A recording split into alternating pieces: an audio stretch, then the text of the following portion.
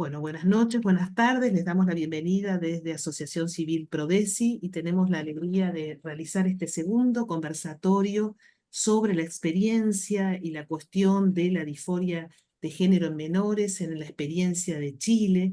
Y tengo la alegría de otra vez volver a presentar a miembros de Comunidad y Justicia que vamos a abordar otras dos temáticas diferentes. En el día de hoy, en primer lugar, presento a Roberto Astaburuaga Briceño. Él es abogado por la Pontificia Universidad Católica de Chile, columnista del Líbero, coautor del libro La Convención Constitucional Circo y Máquina, ha sido pasante en el Ministerio Público y en la Defensoría Penal Pública, además de procurador de abogado particular en litigios civiles. Desde el año 2020 trabaja en Comunidad y Justicia, donde ha ejercido en el área judicial y luego en las áreas legislativa y constitucional como asesor. Hoy se desempeña especialmente en asesoría legislativa y lobby respecto de la tramitación del proyecto de ley de eutanasia de la Comisión Investigadora de la Hormonización de Menores con Disforia de Género y del presupuesto de las terapias afirmativas de menores con disforia de género. Bienvenido, Roberto. Él nos va a contar entonces la experiencia en Chile y somos oídos tuyos. Y luego de escucharlo a Roberto, presentaré a Nael y daremos un espacio para las preguntas de los que quieran hacer. Muchas gracias. Bienvenido. Muchas gracias, Débora, por la invitación. Muy contento por estar acá. Muchas gracias a todos los que están conectados viendo esto. Bueno, Débora me presentó. Mi nombre es Roberto. Yo estoy felizmente casado, tengo que decirlo. Muy feliz. Tengo tres hijos. eh, y como comentó Débora, trabajo en Comunidad de Justicia hace varios años. Em, lo que yo quisiera exponerle, y yo de verdad te voy a pedir que tú me interrumpas cuando ya yo siga hablando, porque yo voy a hablar, hablar, hablar y contar, y Nael nunca va a hablar, y después me va a retar por interno. Pero Nael también tiene mucho que decir, mucho más importante, yo creo, de hecho. Así que tú me cortáis, eso es lo que yo voy a hablar.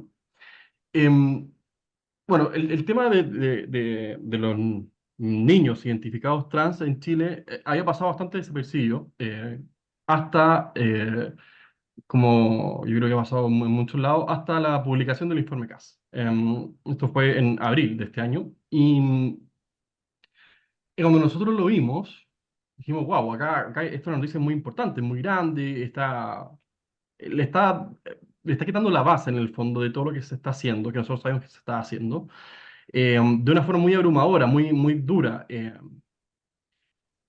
Pero no hubo reacción en Chile. No hubo ninguna reacción en Chile. Tuvo que pasar más de un mes para que se publicase un reportaje de una periodista que se llama Sabine Drysdale en un medio digital, que es la Radio Bio Bio, que es un reportaje que tiene aproximadamente 30 planas, si uno lo pesca y uno lo lee. Y en el fondo el reportaje es la historia, o sea, recoge los testimonios de 7 padres em, cuyos hijos en el fondo en algún momento le dijeron a sus papás que se perseguían del sexo opuesto y cuál fue la reacción de estos padres en el fondo.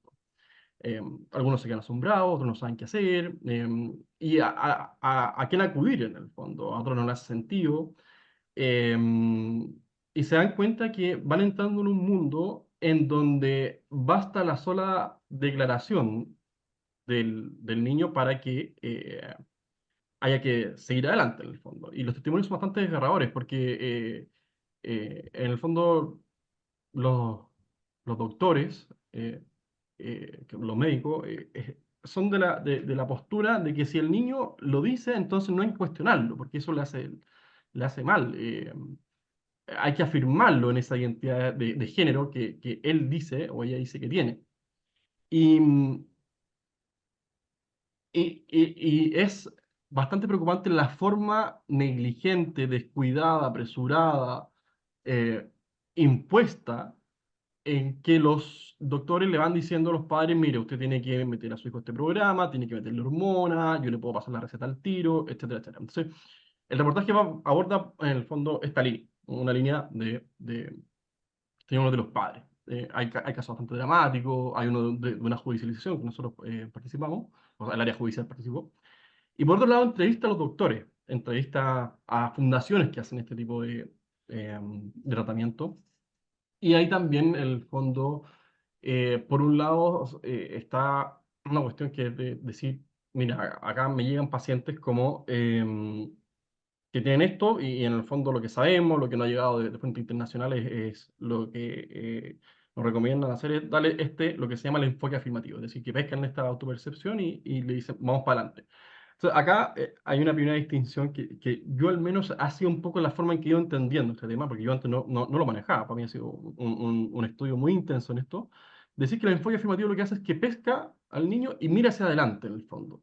No mira hacia atrás, no busca las causas, mira solamente hacia adelante. Mientras que hay otros enfoques como el enfoque exploratorio, la psicoterapia, que en el fondo busca, oye, a ver, revisemos primero, ¿y qué hay acá? ¿Qué ha pasado? ¿Por qué llegamos, en el fondo, a este niño que dice esto? Em, entonces, el enfoque afirmativo tiene esa mirada que ha sido, en el fondo, la que está predominando a nivel mundial y en Chile hace muchos años y nosotros recién nos estamos dando cuenta, sobre todo porque nos hemos dado cuenta que en general gran parte del sistema público y privado de salud chileno, en el fondo, y que las universidades y los profesores están de acuerdo con esta mirada. Algunos desde una cuestión que uno diría que es de una buena intención, que a lo mejor no saben el efecto que está produciendo esto, otros que saben que están equivocados y sin embargo deciden hacer esto por una cuestión ideológica, y hay otros que yo creo que también se benefician económicamente sobre esto, que ya es más relacionado con el tema de los fármacos y la industria farmacéutica. Em, entonces, este reportaje causó mucha sensación en Chile. Yo les recomiendo que lo lean, porque si acá hay alguna mamá, yo creo que su experiencia puede verse reflejada en este reportaje. Em, y a partir de ese reportaje empezó a producirse un movimiento por parte del Congreso de Chile, que el Congreso tiene, es similar al de Argentina, yo entiendo, una Cámara de Diputados, que son 155 diputados, y un Senado, que son 50 senadores. Y empezó a exigirse al gobierno, de Gabriel Boric, que es de izquierda, información sobre esto. Y en un momento, primero se le pidió a la subsecretaria de Salud Pública que fuese a explicar esto, y las explicaciones fueron consideradas insuficientes. Em, entonces, lo que se decidió hacer fue crear una comisión investigadora. Y una comisión investigadora es una comisión que está compuesta por 13 diputados que en el fondo pueden citar a cualquier autoridad del Estado que está obligada a asistir y que tiene que responder las preguntas. Y acá fue donde nosotros empezamos como a levantar información que cada vez era, y en mi opinión, más preocupante porque era grave, porque era contradictoria y porque era incontrolable lo que estaba pasando.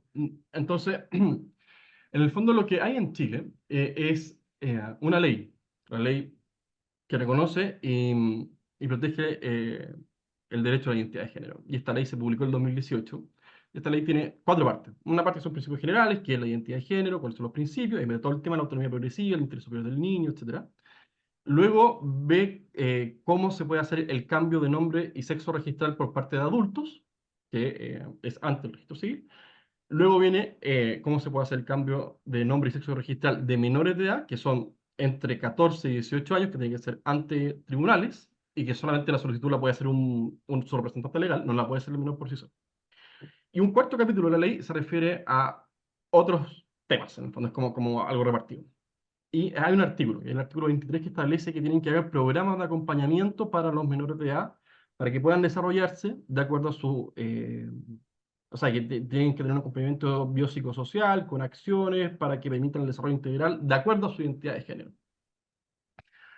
Entonces, esta ley se publica a fines de 2018. Esto se publica con el gobierno de Sebastián Piñera II, cuando él estaba partiendo, o ese año, él entró en marzo. Y en 2019 sale el reglamento. El reglamento tuvo que ser dictado por el Ministerio de Salud, en conjunto con el Ministerio de Desarrollo Social. Entonces, ellos lo que hacen es que elaboran un programa que se llama Programa de Acompañamiento a la Identidad de Género, que se conoce por sus siglas como PAIG, P-A-I-G. El PAIG, en el fondo, es un programa que tiene tres componentes. Un componente de acompañamiento personal, es decir, con todo lo que es el tema de la terapia psicológica, el cambio del nombre, del pronombre, de los baños,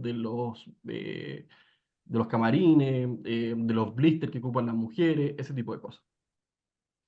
Luego tiene un acompañamiento familiar, que es que en el fondo se educa a la familia para que pueda aceptar al hijo tal como es, y acá entra todo el tema de un poco lo que se ha escuchado, que es el hijo trans o el hijo muerto, ¿no? O tú aceptas a tu nuevo hijo o hija, o en el fondo tú corres un riesgo enorme de que tu hijo se suicide, porque eso es lo que dicen que pasa, si es que uno no lo acepta. Y por último está un acompañamiento educacional, que en el fondo es eh,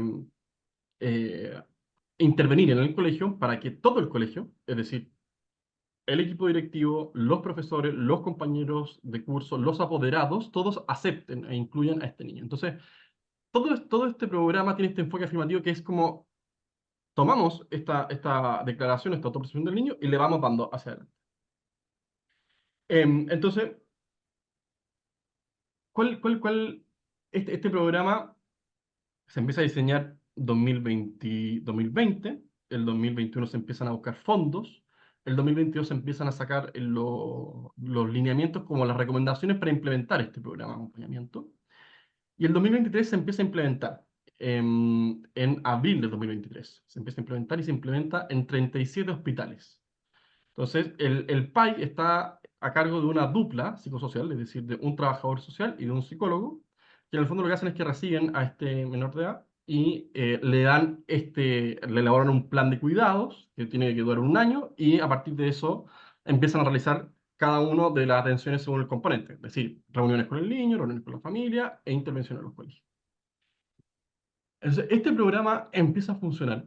Eh, Y empieza a hacer ruido porque ya empiezan a aparecer los casos de los padres que se oponen, pero no hace tanto ruido hasta que en el fondo, entre el informe CAS, el reportaje de esta periodista y lo que empieza a pasar con el Ministerio de Salud, se empieza a conocer más. Entonces, ahí es cuando cada vez empiezan a aparecer nuevos antecedentes que son cada vez más preocupantes. Y al menos yo quisiera destacar solamente cinco. El primero es que hay un problema que tiene este programa de acompañamiento, es, que es independiente de todo el tema que podríamos llamar ideológico, que se refiere a cómo se calcula la población beneficiaria del programa, es decir, quiénes van a recibir este tipo de atención. Entonces, en Chile, cuando se elabora un programa, tiene que pasar por distintos trámites y hay que fundamentar, en el fondo, cuál es la necesidad en el fondo y cómo se calcula cuánta gente necesita esa ayuda, eh, y citar las fuentes de ese cálculo. Entonces, lo que pasó en Chile, o sea, lo que pasó en este programa fue que lo que se hizo fue decir, a ver, nosotros tenemos que ayudar a los niños con este enfoque afirmativo, y lo que vamos a hacer es que vamos a ayudarlos desde los 3 años hasta los 17 años, porque, según algunos estudios, los niños son capaces de, en el fondo, saber cuál es su identidad de género desde los 3 años. Una ministra de salud, o no, de educación dijo que era desde los 18 meses, y hay que, en el fondo, entregárselo desde esa edad, desde los 3 años hasta los 17 años. Esas eran las edades que tenían que cubrir el programa. Se dijeron, ya, ¿cómo lo calculamos? ¿Cuántos niños hay? Y lo que hicieron fue que pescaron la población, la cantidad de niños del censo del 2017 en Chile. Que eran un par de, ya no me acuerdo la cifra exacta. Y lo que hicieron fue multiplicarlo por un porcentaje, que el porcentaje era la cantidad probable de niños identificados trans. Entonces hubo un investigador que revisó ese porcentaje. Dijo, ya, ¿de dónde viene este porcentaje? Porque este porcentaje era el 1,3%. Dijo, el porcentaje viene de un estudio. Dijo, ya, vamos a revisar el estudio, de dónde se saca. Y el estudio era un estudio que se hizo en Estados Unidos, en San Francisco. Entonces, estaba aplicando una cifra de un país y una cultura completamente distinta. Primero. Segundo, ese estudio se hizo en el 2013. El país elaboró el 2021, es decir, tenían desfase ya de 9 años. Tercero, ese estudio se hizo a niños de 12 años en adelante, mientras que el PAI se come 8 años de una, porque parte a los 3 años. Ya llevamos 3 errores que en mi opinión son bastante graves. Cuarto, el estudio no era un estudio propiamente tal sobre identidad de género, sino que era un estudio sobre conductas de riesgo, y una de las preguntas era el tema de la identidad de género. Y en el fondo del conjunto de respuestas se saca este porcentaje del 1,3%. Y por último, el el mismo autor de ese estudio reconoce que le faltan datos sobre la fiabilidad del estudio mismo. Es decir, lo que hace Chile es que pesca una cifra, la mayor cifra, que no tiene comparación alguna, y la aplica a la población chilena. Es decir, pesca una cifra de la cantidad supuesta de niños trans en otro país, hace casi 10 años, de una población completamente distinta, y de un estudio que es necesario que se revise más. Entonces, lo que nosotros hicimos fue decir, a ver, acá el porcentaje que me arroja de la cantidad de niños son, y esta fue la cifra, son 37.000 niños en Chile, según el PAI, serían trans. Entonces, el PAI lo que hace es que tiene que tener metas de producción, es decir, cantidad de niños atendidos en el PAI. Entonces, si uno dice, si son 37.000 niños y estoy aplicando un porcentaje del 1,3%, yo sé que esto es matemático, pero es fundamental para entender la gravedad del problema. Revisemos otras cifras y revisamos el porcentaje del DSM-5, el Manual Mundial Estadístico sobre las enfermedades, y cuánto es el porcentaje de mayores de edad, y es entre el 0,002 y el 0,005. Si nosotros aplicamos con las salvedades de adultos, lo aplicamos a Chile, nos da como resultado que habrían entre 50 y 150 niños. Entonces, ¿qué es lo grave? Que estamos aplicándoles a 37.600 niños, más o menos, o 37.550 niños, más o menos, un enfoque con un montón de intervenciones personales, familiares y educacionales que no tienen nada que ver con su situación personal. Es decir, por estos supuestos 50 o entre 50 y 150 casos, lo extrapola a 37.000. Y eso es un desastre de magnitudes que son súper graves, porque en el fondo lo que el país hace es transición social. Y el informe GAS, unas conclusiones a las que llega es que dice, oye, quienes acceden a la transición social tienen mayores posibilidades de acceder a la transición médica. Y por tanto, ya se ha demostrado que la transición, o que las hormonas, la hormonoterapia, sea bloqueo de pubertad o sea hormonación cruzada, produce daños que son, en algunos casos, irreversibles y, por otro lado, no tiene una evidencia científica sólida. Entonces, ¿cuál es nuestra urgencia? Es que en Chile, en el fondo, en este momento estamos aplicando un programa que realmente no tiene evidencia científica, pero que además está mal hecho. Y está tan mal hecho, en el fondo, que hay decenas de miles de niños que están o podrían estar en riesgo. Miles de niños al menos, porque actualmente el país tiene, no sabemos la cantidad de egresos que ha tenido, pero sí nos han dicho que hay 2.500 ingresos y se esperaba que para fin de año hubiesen 4.000 niños. Entonces, cuando a mí me dicen que tengo 4.000 niños trans o que no son trans, pero que están con un enfoque afirmativo y que en realidad no deberían ser quizás más de 10, yo me pregunto, ¿qué le está pasando a los otros 3.980 o 3.900? No sé, en el fondo. Pero esa es la magnitud del problema, que es decir, que pueden haber un montón de causas y que no están siendo atendidas y que le están aplicando algo que les hace daño. Entonces, ese es el primer problema que nosotros tenemos. Em, el segundo problema es que los lineamientos técnicos tienen lo que nosotros consideramos dos líneas que son una sobre salud y otra sobre educación que consideramos que son inconstitucionales. La de salud es que, no, primero, la de educación es que si el niño quiere ingresar al programa, no hay problema.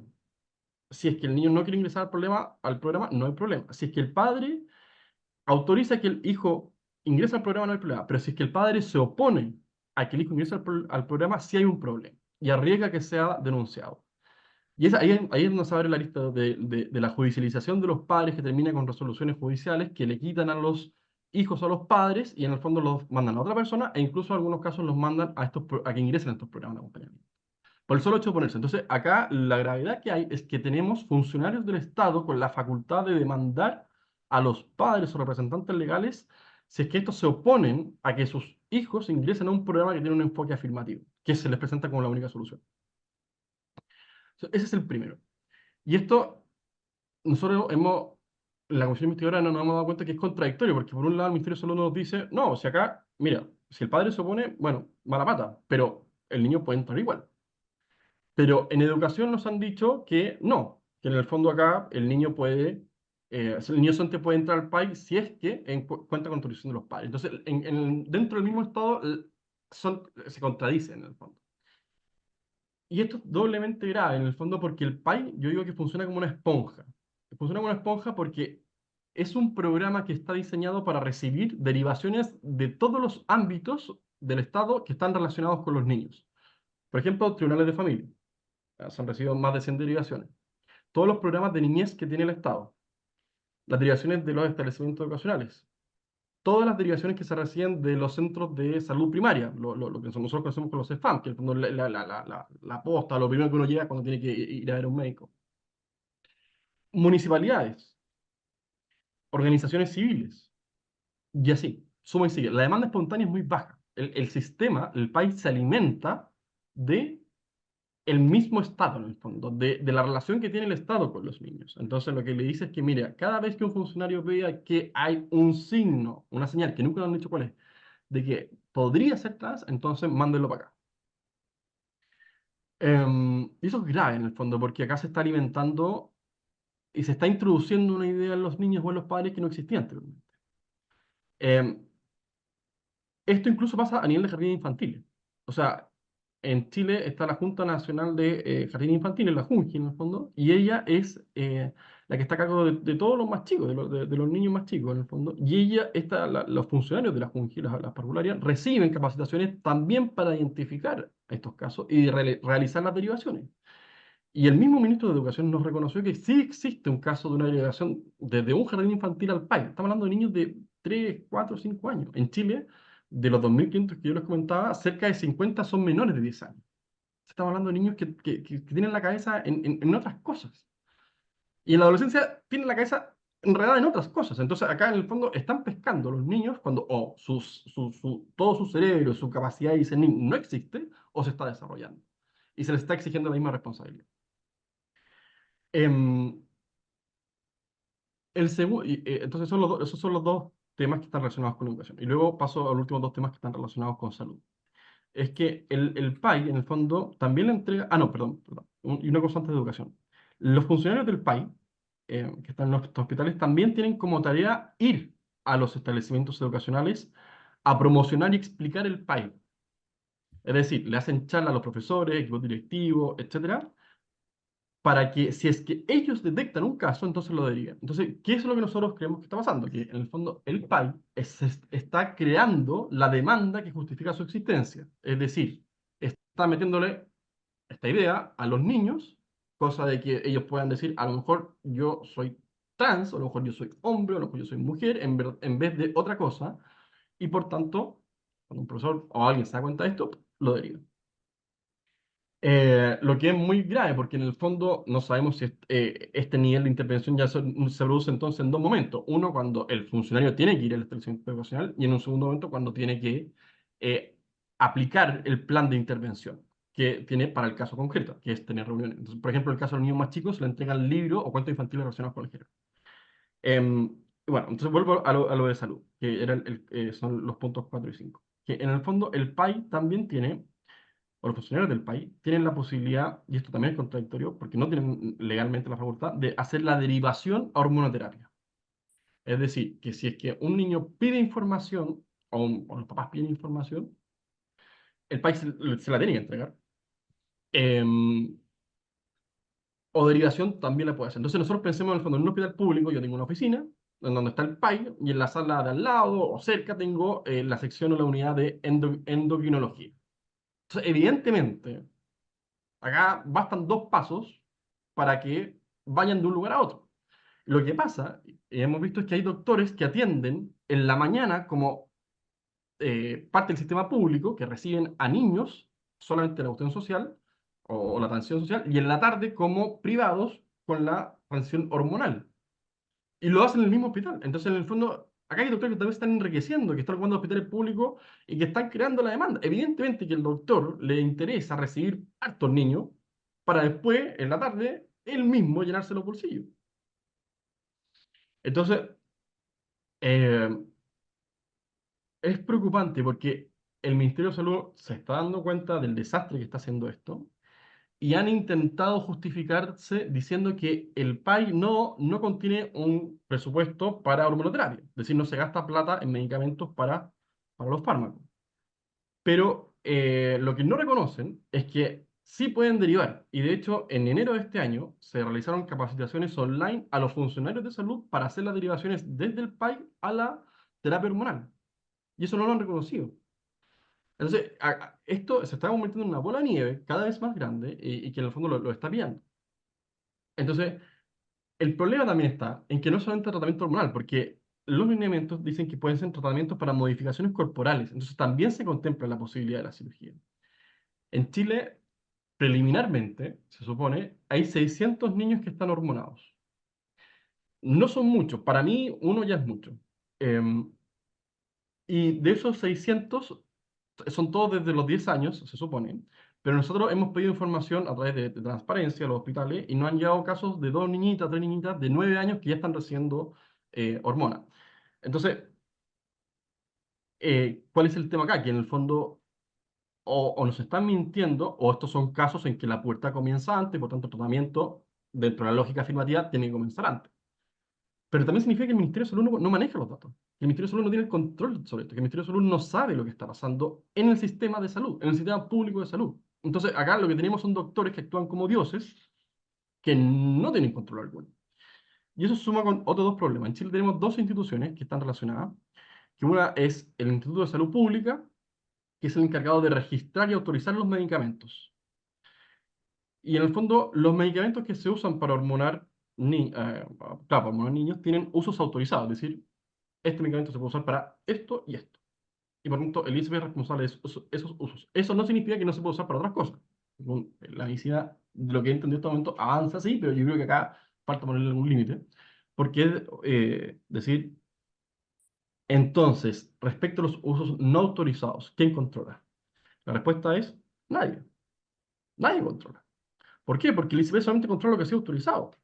No puede controlar solo lo que no se autoriza. Entonces, ¿quién responde? El doctor. El doctor responde a título individual. Em, entonces, el Ministerio de Salud se lava las manos. Y tenemos una segunda institución, que es la Central Nacional de Abastecimiento, que es la encargada de comprar los medicamentos. Y ellos nos dicen, miren, nosotros no recibimos explicaciones sobre lo que se compra y no fiscalizamos en qué se usa lo comprado. Entonces, si yo empiezo a tener un aumento en la compra de fármacos, no sé por qué es. Y una vez que los compro y los distribuyo, tampoco sé en qué se usan. Entonces tampoco son responsables. O sea, acá nadie es responsable. Esto es una papa caliente. Nosotros hemos visto durante meses que esto es una papa caliente. El Ministerio de Salud dice, no, este programa de la hormona es responsable de los doctores. Ya, bueno, pero entonces, ¿quién ve la autorización de los medicamentos? El ISP. Ah, pero es que no está autorizado, no es responsable mía, es responsable de los doctores. Ah, ya. Entonces, ¿cuánto se compra? No sé, porque no sé en qué se usa. Entonces, nada más nos dice, no, no es responsabilidad mía. Después le preguntamos a educación, a ver, ¿ustedes están derivando niños de los colegios? Sí, pero está con consentimiento de los padres. Pero en todos los casos, no. Entonces, es que nosotros no somos responsables porque el Estado no es sostenedor de ningún colegio. Tampoco es responsable el Ministerio de Educación. El Ministerio de Desarrollo Social, que es de donde salió este programa, no, nosotros no somos responsables porque el programa lo ejecuta el Ministerio de Salud. Entonces, acá nadie es responsable de nada. Y eso ha sido una tónica durante todo el tiempo que duró la comisión investigadora, que ya está terminando su trabajo. Entonces, estos son los Perdón, síntomas. Roberto, ¿quién integra esa comisión investigadora? ¿Quién la integra? Son solamente diputados, que son 6 Ajá, de derecha, por decirlo alguna, centro o centro que están sí. en contra de este enfoque, 2 diputados más o menos del centro político o de una centro izquierda que tienen bastantes dudas, y 3 o 4 que son más de izquierda dura o izquierda y que están de Ajá. acuerdo con O sea, esto. como una manera de mostrar un cierto pluralismo. ¿Y cuál es el objetivo de esa comisión? ¿Qué tienen que recabar información? Información, claro, O es sea, recabar para saber en qué estado información. está esto, digamos, en qué estado está Exactamente. esto. El Ujú. problema es que nadie sabe nada o nadie Nadie dice sabe que nada, no sabe hay nada. datos. Yo creo que sí, pero yo creo Mm. que dicen que no. Ah, Entonces, bien. hay un problema. Entonces, para ir Para cerrando, ocultar, claro, ocultar lo que está pasando. claro, o porque realmente no se dan cuenta de que no tienen el control de la información de lo que está ocurriendo. Mm. Entonces, esta Pero, comisión ya por está a ejemplo, punto de terminar su ¿puedo trabajo preguntar el próximo algo? lunes. ¿Sí? Sí, ¿Puedo Alicia. preguntar algo? Sí. Sí. Eh, ¿cómo podría haber medicamentos no autorizados? Porque en ningún ámbito ni privado ni público se pueden suministrar medicamentos que no estén autorizados. No, O no, los sea, medicamentos están registrados, pero los usos son los que se autorizan. Entonces, lo que hay son medicamentos registrados con usos no autorizados. Por ejemplo, en Chile, un medicamento que se ocupa para tratar la pubertad precoz y el cáncer de próstata es la triptorelina. sí. Pero la triptorelina tiene esos dos usos autorizados por el ISP en Chile. Mm. Pero también se ocupa en la disforia de género para detener la pubertad en los niños. Ese uso no está autorizado y por tanto el ISP no sabe cuáles son los casos, ni los montos, ni las cantidades, ni las dosis, ni los Mm. doctores que están ocupando la triptorelina para detener la Pero en el pubertad, no porque programa, sea por por... ejemplo, en este programa que tienen de hormonalizar, no me sale la palabra, a los Hormonizar. niños, Mm. eh, esas hormonas que se suministran están dentro de un protocolo, aunque no estemos de acuerdo con eso, pero están dentro de un protocolo, no es que cualquiera le da cualquier cosa. Yo diría Y eso lo debe sustentar, no sé, si hay un programa para que los sostengan desde la escuela, desde salud, deben suministrar también las hormonas. O sea, tiene que haber alguien que lo suministre, porque si no, no funcionaría. ¿Por qué se enriquecería un médico de un hospital aplicándole hormonas a un niño en el hospital? A ver, Nael quería decir algo, ¿no? Nael, Ah, vos querías sí. agregar algo. Levantaste la mano recién. Sí, lo que pasa es que, a ver, em, con el tema de los médicos, con el tema del protocolo, es que el PAIC insiste en decir, todos sus defensores y los que lo hacen, es que no se hormonan niños. Han Eso. insistido hasta el aburrimiento, o sea, el PAIC no hormona, el PAIC no bloquea, el PAIC no interfiere hormonalmente a los niños, eso lo dicen en todo No momento. tiene Entonces, por una ende, pata médica, digamos, es solo algo exacto, ideológico. eso es lo que ellos dicen, para proteger al propio país, porque a lo que se aplica, o sea, o a lo que se busca es que tú al momento de que insertas la idea en el niño de que es trans y la refuerzas constantemente, ellos saben que el niño va a pedir la transición hormonal. En un Sí. 98%, 99% de los casos los niños la van a pedir, la van a exigir. Entonces, no necesitan ellos incluir en este momento del proceso, no necesitan hablar de terapia de hormonación, porque como ellos bien dicen, y como Roberto también dijo, es responsabilidad del médico, no es responsabilidad del programa. Entonces, no hay un protocolo en el sentido de hormonas y bloqueadores puberales. Lo que ellos hacen es lavarse las manos y decir, es que es el derecho del niño. Y Porque acá en nosotros Argentina yo no se lo tengo, podemos por negar. ejemplo, pacientes que su pediatra sí les aplican hormonas y, Mm. o sea, están en un programa eh, No, en Chile no. médico, o sea, En Chile funciona, o sea, no en estoy de Chile acuerdo muchos... con eso, pero es lo que les pasa. Y es acá en Claro, no, Argentina.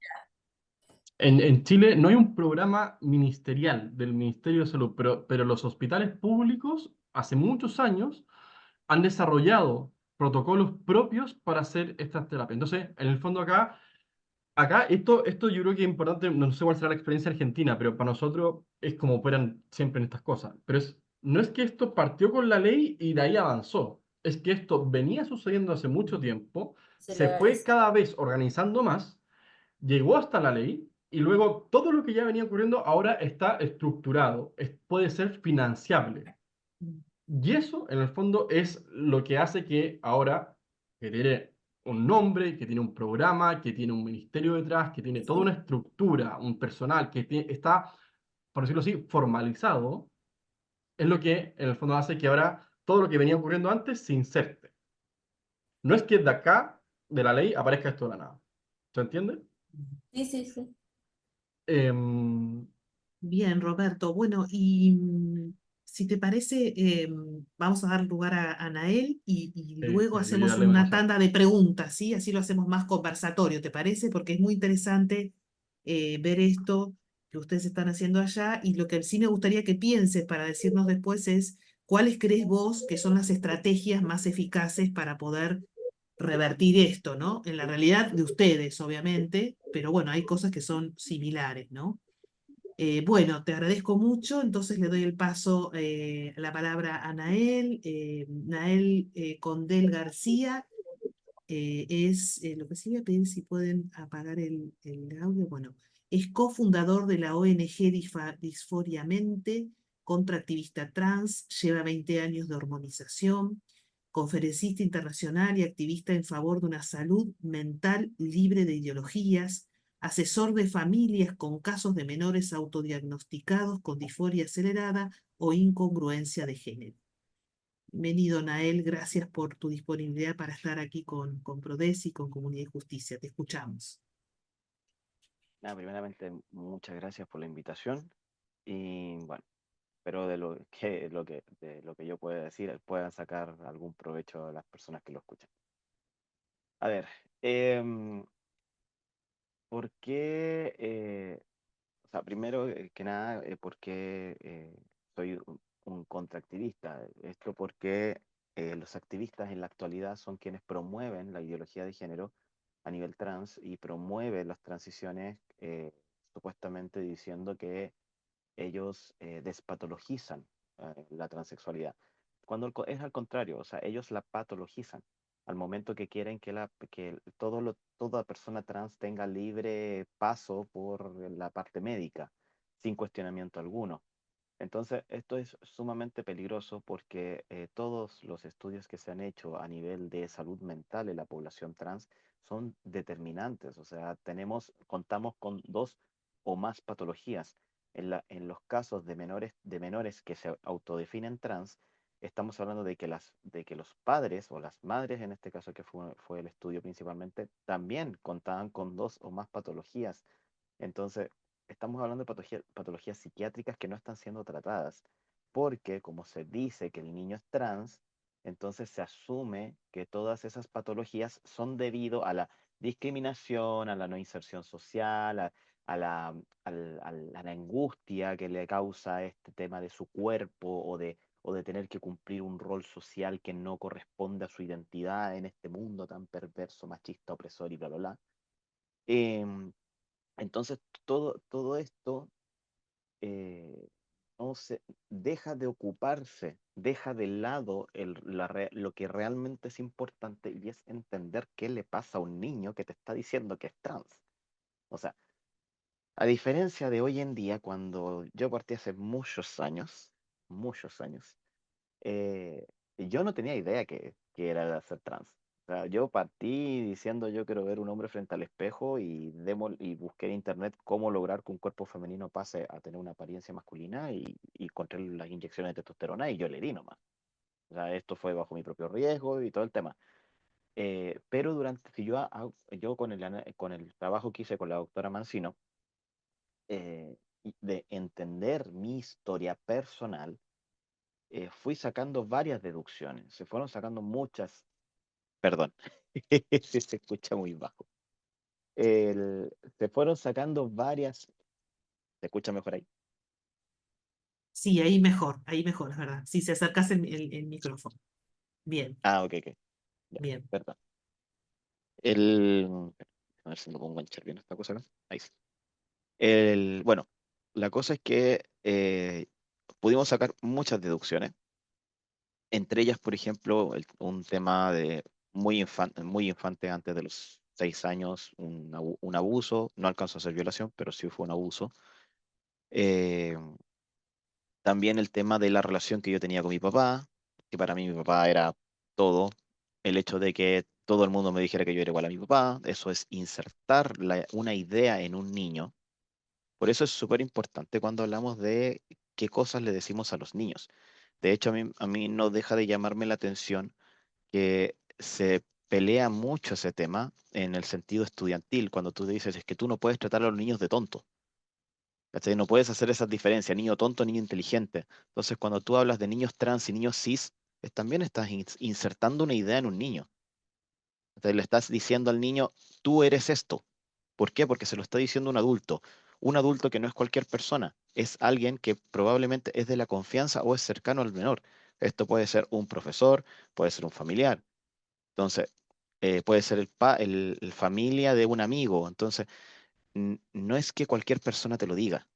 O sea, no es que cualquier persona le esté insertando una idea al menor. Incluso puede ser esta misma dupla psicosocial del pai, que al ver actitudes que son socialmente asociadas al sexo opuesto del biológico del menor, le insertan la idea de decirle, quizás tú no eres lo que crees que eres, quizás tú eres trans, o eres quizás no binario. Y el niño queda así con cara de, ¿y con eso con qué se come?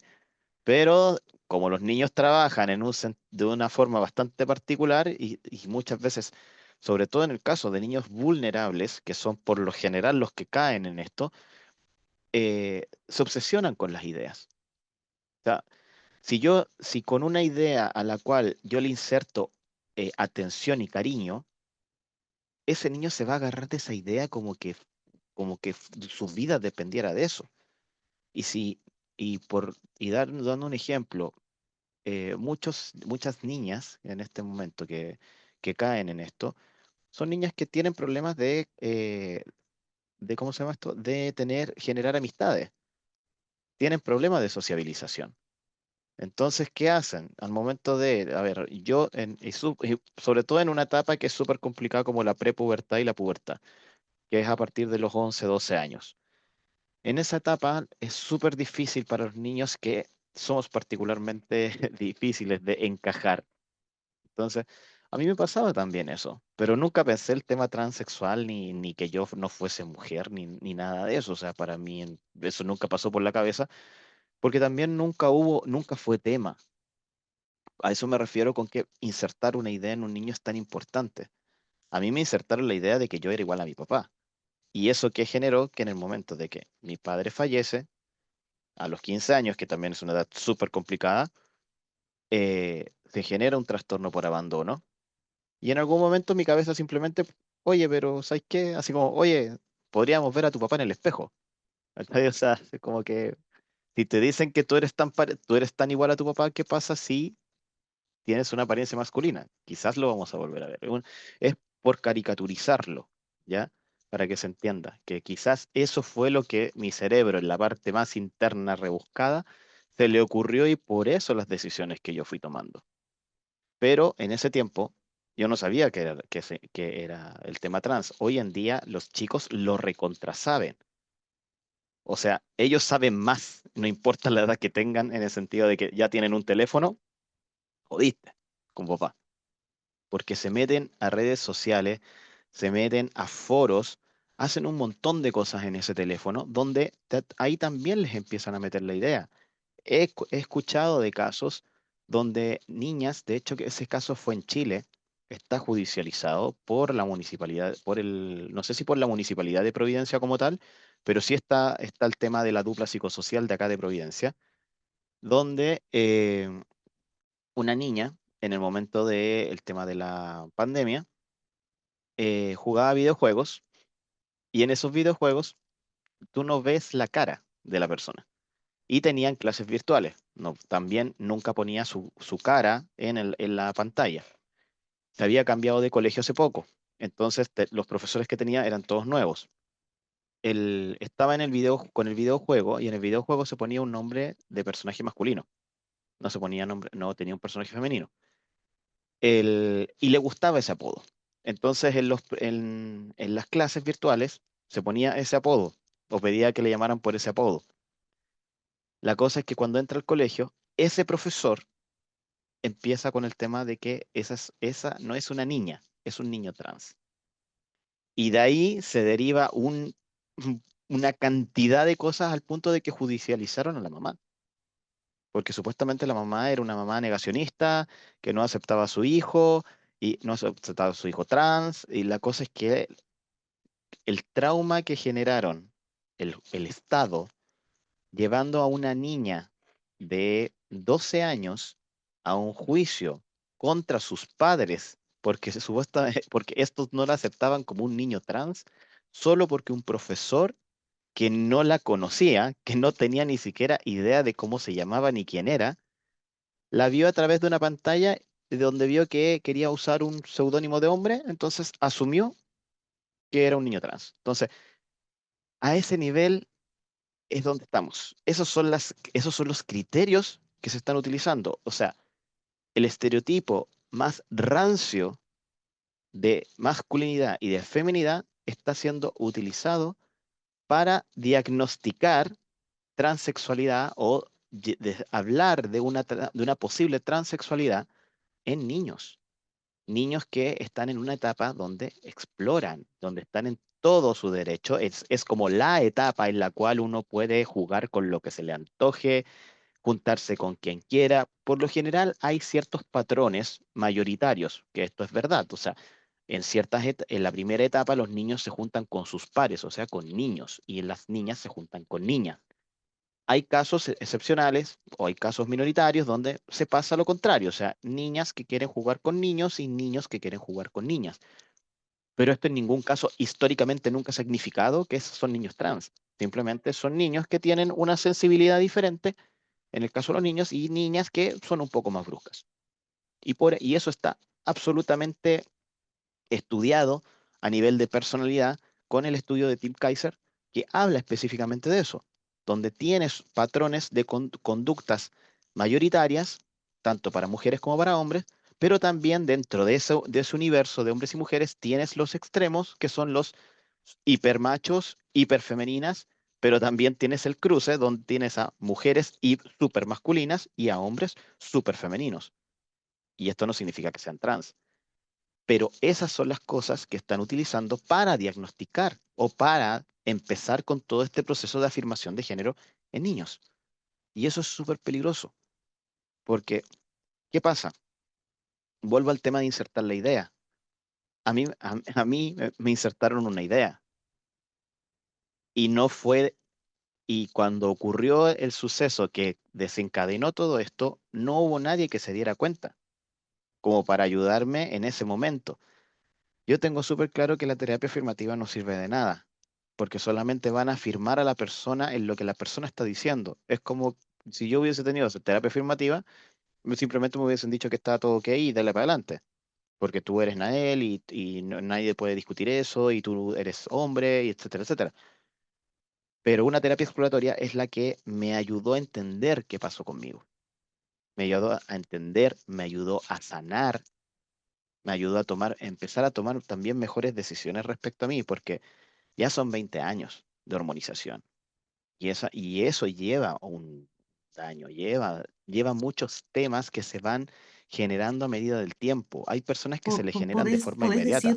Podés decirnos, Nael, cuáles son esas consecuencias más importantes de la hormonización? ¿Vos también bloqueaste la pubertad o solamente No, hormonización? Solo solo hormonización. hormonización.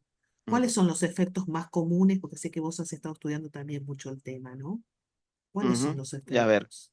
con respecto a los bloqueadores de la pubertad, ahí hay un gran problema porque los doctores son muy mañosos al momento de hablar de estos. Porque te Ujú. dicen, no, pero es que los bloqueadores de la pubertad están aceptados para niños cis. ¿Por qué no para niños trans? Y la respuesta es simple, porque para los niños trans o niños trans, las usan en un rango etario que no están aceptadas por la FDA. La FDA reconoce el uso de los bloqueadores puberales en situaciones muy excepcionales. De hecho, por lo general, es como la última ficha que los médicos utilizan para detener la pubertad precoz. Y eso va desde los 6 hasta los 9. O sea, desde los 6 a los 8 en mujeres y desde los 7 a los 9 en hombres.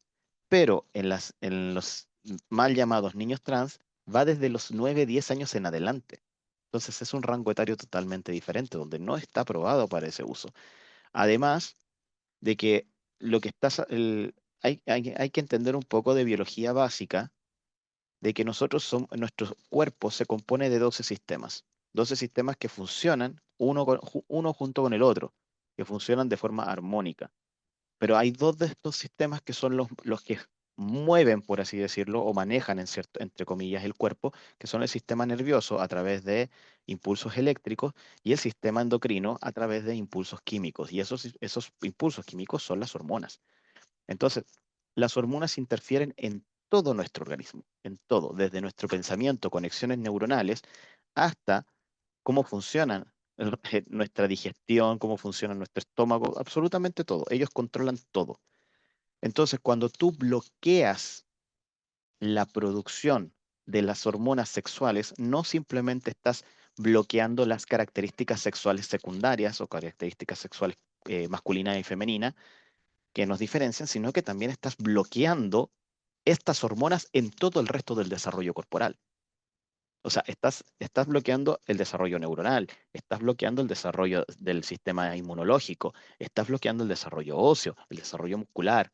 O sea, no estás bloqueando simplemente y única y exclusivamente el desarrollo de que te salga barba, la voz, el pene, el crecimiento, la caída de los testículos o el crecimiento del pene. No, no estás simplemente bloqueando eso, no es tan específica la cosa. Entonces, como lamentablemente a la gente se le olvida esa pequeña y muy importante característica biológica del ser humano, entonces creen que usar bloqueadores es simplemente poner un botón de pausa, como te lo vende el transactivismo, poner un botón de pausa y bueno, si el niño decide continuar su desarrollo normal con su sexo biológico, entonces simplemente se dejan de dar los bloqueadores y aquí no ha pasado nada. Y es como que, sí, aquí ha pasado mucho. El tema es que hoy en día no se ha podido medir y no se ha podido establecer los reales daños a largo plazo porque esto está recién partiendo. Esto es un experimento. Entonces, simplemente con los bloqueadores ya estás ocasionando un gran daño. Ahora la pregunta es, ¿qué pasa con las hormonas? Porque en adultos están estudiadas hasta cierto punto, pero no necesariamente en población trans, sino que en otro tipo de población. Por ejemplo, en deportistas de alto rendimiento. Y en esos deportistas de alto rendimiento se ha demostrado que las hormonas de sexo cruzado son dañinas. Sobre todo en el caso, por ejemplo, de las mujeres que se inyectaban testosterona para rendir mejor en los deportes, se demostró que generan problemas cardíacos, trombosis, eh, problema de menopausia precoz. Y la gente, cuando tú le hablas de la menopausia precoz, que esta puede ser provocada o por las hormonas, por el uso de testosterona, o por hacer la histerectomía total, que es cuando te sacan el útero y los ovarios y todo, el- la gente cree que, ay, no, pero es que esta es como típica respuesta de activista.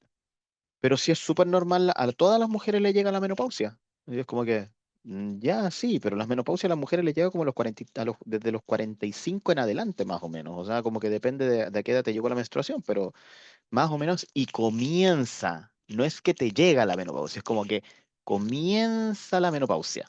Y la menopausia termina como a los 60.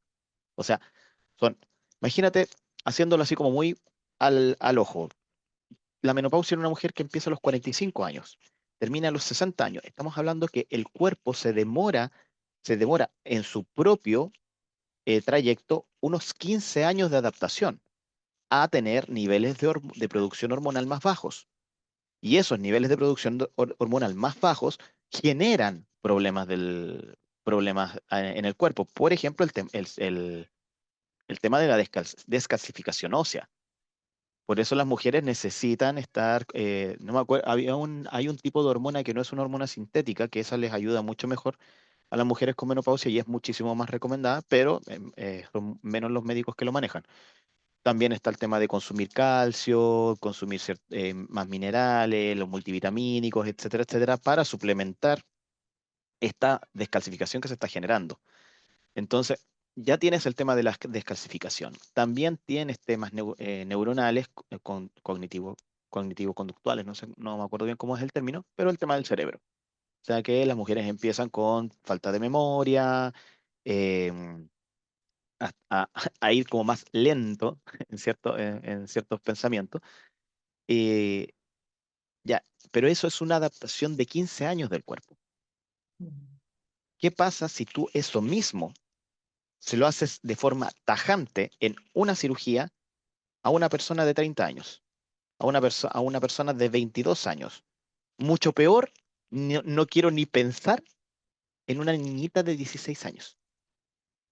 O sea, yo me la hice a los 31 años y yo estoy empecé a generar las repercusiones, solamente que no fui consciente de que era por eso.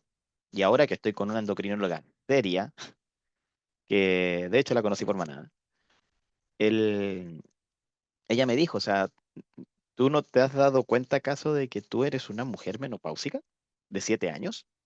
Y yo así como que, no. Y yo quedé así, y me dijo, pero si te sacaste los ovarios quirúrgicamente. pero tienes estrógeno, y esos estrógenos no son por producción, probablemente no son por producción tuya, es porque tu cuerpo está aromatizando la testosterona que tú te estás metiendo. Y eso no está bien. O sea, tu cuerpo está generando daño por algo que tú mismo le estás haciendo.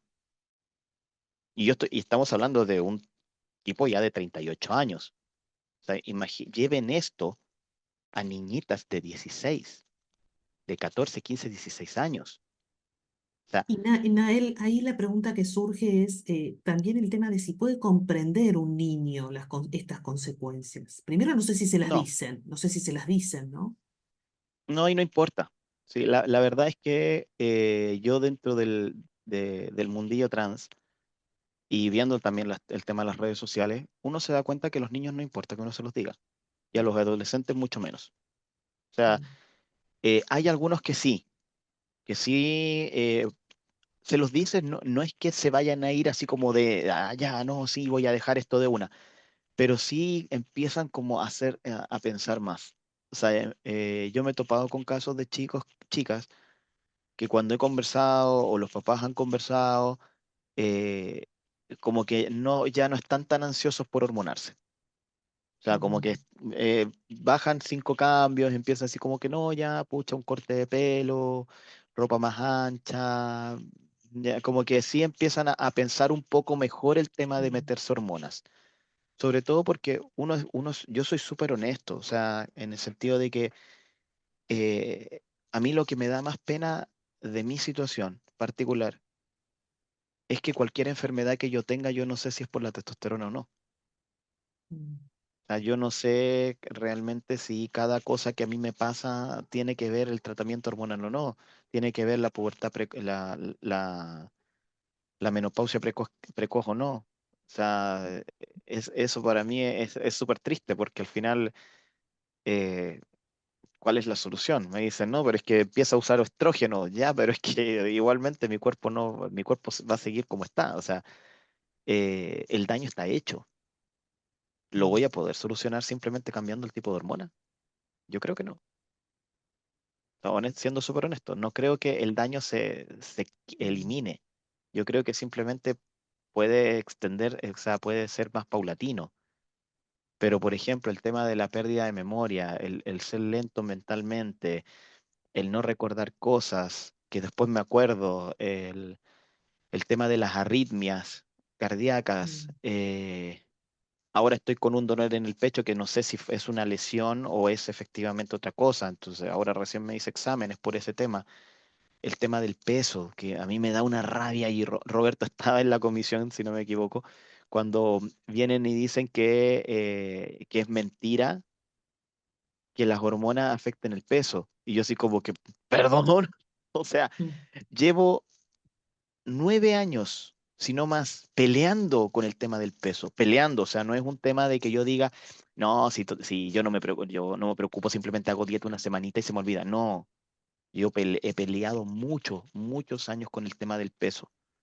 Y mm, no, y sigue, y sigue, y sigue, y me cuesta horrores bajar de peso, bajar 1 kilo, 2 kilos. O sea, es cosa de mirar a la comunidad trans, mm, a los que llevamos años, no al modelo de internet, no al influencer super mega mm, guapo de internet, que tú tampoco mm, sabes cuál es su vida. O sea, si claro, su vida es posar para redes sociales, puta, sí, cualquiera no se estresa. Pero una mm, persona que tiene una vida normal, que tiene un trabajo, que tienes que trasladarte, que tienes una vida ordinaria, te estresas. El estrés es otro tipo de hormona que también genera repercusiones. Y si a eso le mezclas un desorden químico como es el tratamiento hormonal, bueno, sumemos cosas. Entonces, eso es lo que a mí al final del día me da pena, que los propios médicos afirmativos reniegan de cosas que son obvias a la vista. Ni mm, siquiera es un tema de que tú tengáis que explorar, como que meterte así como que, ay, no, y los estudios, los estudios. Vamos a una junta de personas trans, de chicos trans, sobre todo de chicos trans. Vamos a una junta y mira, mm, pregúntales cuánto tiempo llevan en hormonas y date cuenta de lo que te vas a encontrar. Te vas a encontrar mm, gente enferma, gente obesa. Eso es lo que te vas a encontrar. O el que es flaco porque su estructura siempre ha sido delgada. O sea, son esta típica chica que es muy flaca. Mm, Pero los que son de estructura normal hacia arriba o estructura gruesa, todos engordan, todos engordamos. Y bajar de peso es un trabajo, no es un simple haga un poco de ejercicio y dieta. No es tan así, porque empiezas a generar otras enfermedades como resistencia a la insulina, que es lo que en este momento yo ya tengo, y después diabetes, si no me la trato. mm, Y ya si hablamos de diabetes, otra medicina más de la cual vaya a tener que ser permanentemente eh, dependiente. comprador, dependiente, Mm, claro. O sea, mm, vamos ujú, sumando dependencia. O sea, yo ya tengo dependencia química. O sea, mm, dependo de una farmacéutica. Ya dependo de un hospital cercano. O sea, yo no mm, puedo estar sin seguro médico. Yo no puedo ir y mandarme a cambiar a otro país así como así. O sea, tengo que, antes de, si yo, por ejemplo, mi novia es colombiana, si yo me quisiera ir a vivir a Colombia, primero tengo que asegurarme de cómo voy a seguir mi tratamiento, cómo es el sistema de salud para ver cómo tengo que hacer para poder hacerme exámenes. O sea, yo sé cómo es en Chile, pero yo no sé cómo es allá. Si yo me quisiera, no sé, pues, ir a Estados Unidos, ya cómo es allá el sistema, o sea, cómo ingreso yo a ese sistema. Entonces, mm. para nosotros, no solamente nos volvemos dependientes de la farmacéutica, sino que también nos volvemos dependientes del sistema médico. Entonces, cuando a mí lo que más me da lata es que al final todo esto es un aprovechamiento político pensando a futuro. Y eso se ve en las campañas, en las campañas políticas hoy en día. En la campaña de Trump es una cuestión asquerosa. O sea, el- en la campaña de acá de Chile de Boric contra Kast era lo mismo. O sea, si tú votas Kast, estás asesinando a la comunidad trans, porque nos van a quitar las hormonas, nos van a quitar las Mm, operaciones, nos van a quitar todo. Y es como que, perdonen, que Kast ni siquiera menciona a los trans. mm, O sea, ¿por qué asumes esto? En cambio, por otro lado, no, es que Boric nos va a regalar hormonas, nos va mm, a regalar las operaciones, van a meter cirugías plásticas en el sistema público, gratuitas para todos. Entonces, estás haciendo dependiente a una persona químicamente, estás haciendo dependiente a una persona de los hospitales, estás haciendo una persona dependiente del voto también, de un partido político. mm. Entonces, lo estaban haciendo antes con los adultos, ahora lo están empezando a hacer desde los niños. Sí, sí, O sea, eso es lo que más, es lo que más impacta, creo yo, también esta cosa de una políticas públicas totalmente enderezadas a niños y cada vez más niños y cada vez más pequeños. Nael, gracias, es muy impactante escucharte, gracias por tu disponibilidad para contar, porque es tu realidad también.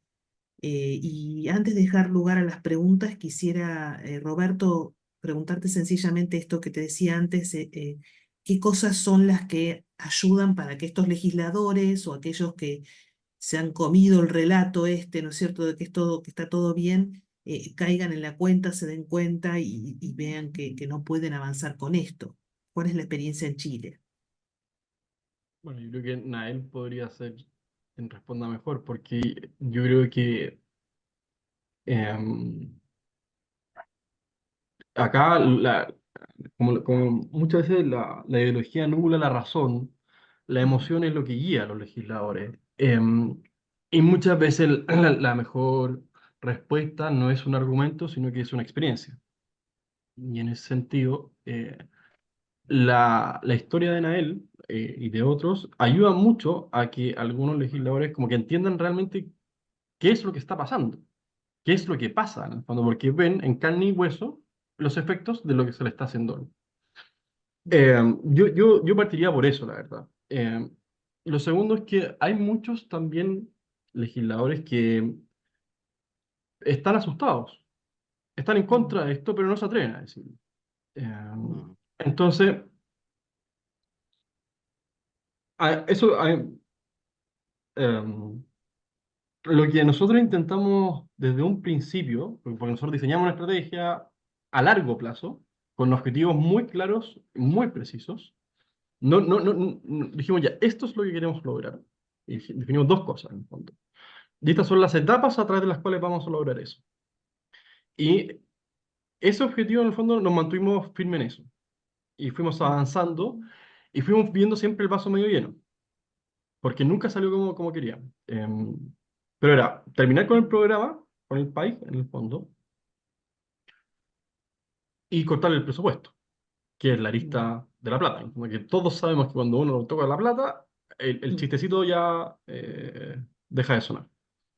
Entonces, lo que nosotros sabíamos es que teníamos una base muy sólida para crear un contexto cultural, comunicacional, político favorable. Que esta vez el diseño de la cancha lo hubiésemos puesto nosotros, no ellos, que era el informe CAS.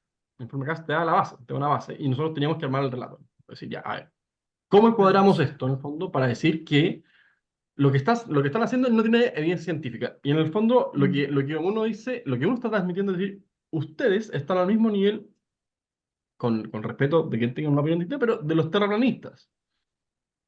Ese es el nivel de la argumentación que están teniendo ustedes. Es decir, que lo que están haciendo no tiene ningún tipo de evidencia científica sobre. Entonces, lo que había que combinar era, por un lado, una cuestión que fuese las historias, lo subjetivo, la emoción, la experiencia en el fondo. Y por eso el reportaje pegó tanto, porque eran casos reales, eran mamás desesperadas contando lo que hacían, eran papás enfurecidos. O sea, después salió otro reportaje en TVN, en Televisión Nacional, que es mucho más potente, porque ahora uno ve la cara, escucha las voces, te tapan, en la parte sensible es muy eh, receptiva, en el fondo, de cosas que a cualquier persona el sentido común le repele inmediatamente. Generalmente esto uno se da cuenta, que en el fondo quienes, primero, son personas que tienen pocos recursos, son personas pobres que cuando se tragan esto entran, en el fondo, porque no conocen nada de esto, los educa, que en el fondo los adoctrina, los amenaza, que el tema del niño niño muerto. em, y, El- pero, una, pero, una, pero, ¿cómo? una cosa, Roberto, también, que es lo más lamentable, la mayoría de los cabros que están partiendo en esto están siendo avalados por las organizaciones y lo hacen a espaldas de sus papás. O sea, empiezan con hormonas, empiezan con los cambios en el colegio, que lo pueden hacer, y los papás no saben, no tienen idea. No. Se enteran cuando ya empiezan a ver los cambios físicos Sí, y es igual ya, acá, ¿eh? Acá está ya pasando lo mismo. el daño ya está hecho. Sí, Entonces, sí. ahí al papá no le queda más que aceptar o agarrarse con el hijo todos los días y claro, ahí está la amenaza constante del hijo diciéndole es que tú no me quieres ver feliz. Y entre los padres que están cansados, están agotados, vienen de trabajar, vienen de su día a día y llegar a la casa a pelear con un adolescente por su felicidad, porque también, y todos estos relatos los sacan de internet, porque al final nadie es, lo más triste de todo para mí esto, es que nadie se está preocupando realmente de qué está pasando con esos niños. O sea, qué está pasando con un niño que te está diciendo que es trans. ¿Qué está pasando con un niño que cree, o una niña que cree que teniendo una apariencia masculina su vida va a mejorar? O sea, ¿qué pasa en esa cabeza? O sea, a muchas mamás de manada yo se los he dicho, o sea, pregúntenle a sus hijas qué creen que van a, en qué cabeza cabe que es mejor para una niña ser hombre.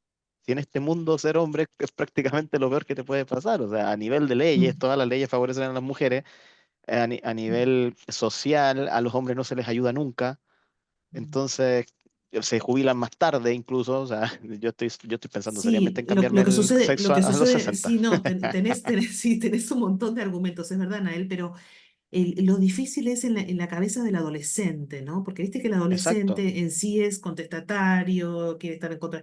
Entonces, ¿cómo hace? Nosotros vemos muchas familias que están con una angustia porque se dan cuenta que su hija o hijo están confundidos y no encuentran la manera a veces de, sobre todo, bueno, si se deja ayudar, ¿no? Ya cuando se dejan ayudar es la clave, ¿no? Con algún psicólogo o psicóloga que los pueda orientar y que puedan de a poquito conocerlo y desahogarse. pero a veces es realmente y muy difícil, ¿no? Lo que sí siempre, quizás yo ahí te pregunto, Nael, es bueno que no se rompa el vínculo, ¿no es cierto? Porque si se rompe el Mm. vínculo, ahí es peor. No, porque estamos hablando de un vínculo identitario. Lo que pasa es que estos grupos lo que vienen a hacer es romper los vínculos porque entre más solo tienes a la persona, más fácil es que caiga, más fácil es Mm, más de manipular. Entonces, claro.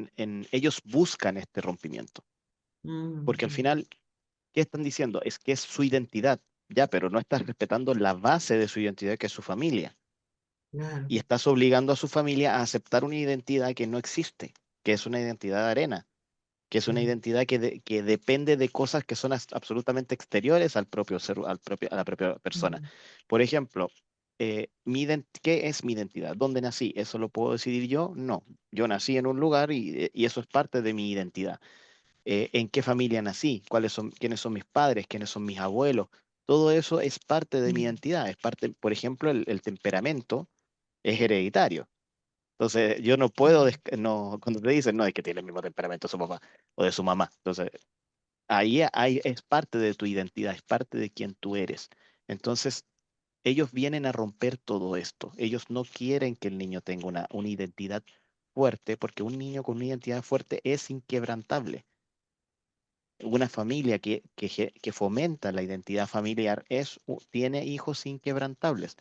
Todos estos mm, niños que caen en esto son niños que están muy solos, que se sienten solos, se sienten abandonados, se sienten tristes, fueron mm, quebrados y sus familias no se dieron cuenta.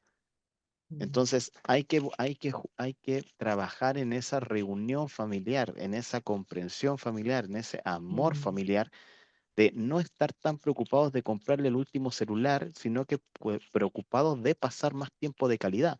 Que ningún mm, tipo venga a decirme quién es mi hijo. Yo lo crié, yo le limpié los pañales y el poto cagado. O sea, ¿por qué va a mm, venir un tipo que recién, si es que se sabe los dos nombres, los dos apellidos, me va a decir mm, quién es mi hijo? O sea, eso no mm, puede pasar. Entonces, a mí lo que más me preocupa a nivel de padres es que los mm, padres no se están uniendo. O sea, yo admiro mucho el grupo de Manada por sí. esa unión que están teniendo y por las cosas que están generando. Pero aquí en Chile hay un grupo que se llama Kairos, pero Kairos nunca se ha presentado en ninguna parte a nivel físico. O sea, que ellos hayan Ujú, ido al Congreso, que ellos hayan hecho una protesta, que ellos se hayan manifestado físicamente hablando. Sí han hecho muchas cartas, han hecho cosas y todo eso, pero todo a ujú, nivel virtual. Y como bien decían hace un rato, es más importante la presencia, presente. Entonces, a los colegios nadie reclama. No veo papás con el abuso, que Roberto bien sabe, con el abuso que hubo de niños en Talcahuano, en un jardín, en un colegio, no me acuerdo si, no fue jardín, fue en el colegio básico, donde donde los desnudaron delante de adultos que ellos no tenían idea de quiénes eran. Ahí deberían haber habido antorchas. O sea, deberían haber habido antorchas, claro, claro, claro. quemado el colegio, no sé, o sea, el, los adultos están tan pacíficos, tan dormidos, tan como que, Mm, mm, ay, es que si el niño es feliz, todo bien, ay, pero es que su mm, identidad tan lindo, ay, mira, mi niñito se maquilla y se pone un tutú, ay, sí, qué bello, qué lindo, hay una etapa nomás. Oye, por esa etapa que tú estás aplaudiendo, otro lo está viendo de otra forma, y ese otro es el que le va a venir a meter una idea a tu hijo en la cabeza que tú después no vas a poder sacar. Entonces, los papás no le están tomando el peso y no están presionando como deberían presionar. O sea, mm, anda, pelea en el Congreso, anda, pelea en las cámaras, anda, exígele a tus municipios. O sea, no puede ser que un municipio hice la bandera LGBT y mira qué lindo. mm, En los colegios, banderas LGBT por todos lados, ideología de género por todos lados, eh, mm, en las reuniones y todo, ESI y todo eso. Y los papás, no, sí, bien, sí, está bien, sí, la educación sexual, sí, súper bien. mm, Entonces, al final el problema está también ahí, que los sí, papás no están sí, sí. haciendo nada. Los papás están no todos, pero la gran mayoría están muy sentados, cruzados de brazos, esperando que otro haga la pega. O sea, por ejemplo, yo he visto cómo Roberto va y pelea ya en el Congreso y hace la pega y se mueve y habla para Mm, allá y habla para acá, mientras a mí y al Santi nos corretean los, los guardias del Congreso. Eh, pero no ves a más papás. No ves mm, a papás afuera. Se hizo un llamado para que hubieran mm, papás afuera del Congreso y llegaron 15 personas. Entonces, esas cosas son las que yo digo así como, pucha, Sí, sí. ¿qué más falta? Están abusando los niños en el colegio, están abusándolos Mm, mentalmente, los están destrozando internamente. O sea, ¿qué más tiene que pasar? mm, mm. Disculpen lo extenso. Roberto, no, no, no, al contrario. Roberto. Sí, yo, perdona, Débora, que no, la pregunta en el fondo a mí me confundió un poco respecto de quién, en el fondo, respecto de quién se puede hacer qué cosa. O sea, Ujú. porque claro, una cosa son los niños, otra cosa son los papás, otra cosa son los legisladores, otra cosa, o sea, No, cada yo uno en el fondo. preguntaba por los legisladores, o sea, los legisladores, Sí, o sea, ¿ustedes con qué argumento van? O sea, ¿qué cosas pueden decir a legisladores para que se den cuenta que tienen que poner un freno a estas políticas, que tienen que cambiar las leyes? Es decir, ¿qué es? Los testimonios de los casos, las familias que sufren esto, el testimonio de Nael, o sea, ¿qué cosas son los que les hace caer la ficha, como nosotros decimos, de que esto es un horror, de que esto es realmente un horror, que están yo experimentando diría, con niños? sí, yo no sé si existe como una cosa, así que yo te puedo Mm, decir como, esto ha hecho cambiar de opinión a este parlamentario. Yo al menos no he visto eso. mm, Es un conjunto de cosas. Lo que en el fondo el parlamentario se va dando cuenta de que esto es una bola de nieve que porque en su origen está mal, acumula cada vez más problemas. Y esto es inevitable, creo yo. mm, Entonces, y aparte, yo no conozco, no te diría que haya escuchado de algún parlamentario que estando antes a favor de este tema, ahora está en contra por todo esto. Lo que sí creo que ha mm, pasado es que los parlamentarios que no tienen una opinión sobre este tema o que tienen la opinión que tiene la mayoría por una cuestión cultural han empezado a cambiar. Y eso lo he visto más mm. en lo que es la izquierda, porque es la izquierda la que ha promovido esto Ajá. junto con la derecha de corte progresista. Entonces, yo en el fondo sí creo que hay una cosa que abarca todo, y es que abarca tanto la cuestión de los padres, la cuestión de los hijos, la cuestión de los legisladores, que es que es la oportunidad de generar un cambio en el ambiente sobre esto, porque nosotros llevamos 10 15 o 20 años más o menos con el mismo discurso siempre, la inclusión, la diversidad, etc. Mm, Eso son lo principal. ujú. Entonces, en el fondo, por primera vez estamos viendo las consecuencias de ese discurso Sí. y la oportunidad de poder cambiarlo. Entonces, Mm, por eso yo digo que esto requiere una cuestión que sea más a largo plazo. mm, Porque, qué es lo que nosotros hemos estado buscando con todo esto? Es que cada cosa que se va haciendo en la estrategia, en el fondo, sea comunicada. Es decir, acá hay algo que se planifica, lo que se planifica se hace y lo que se hace se comunica.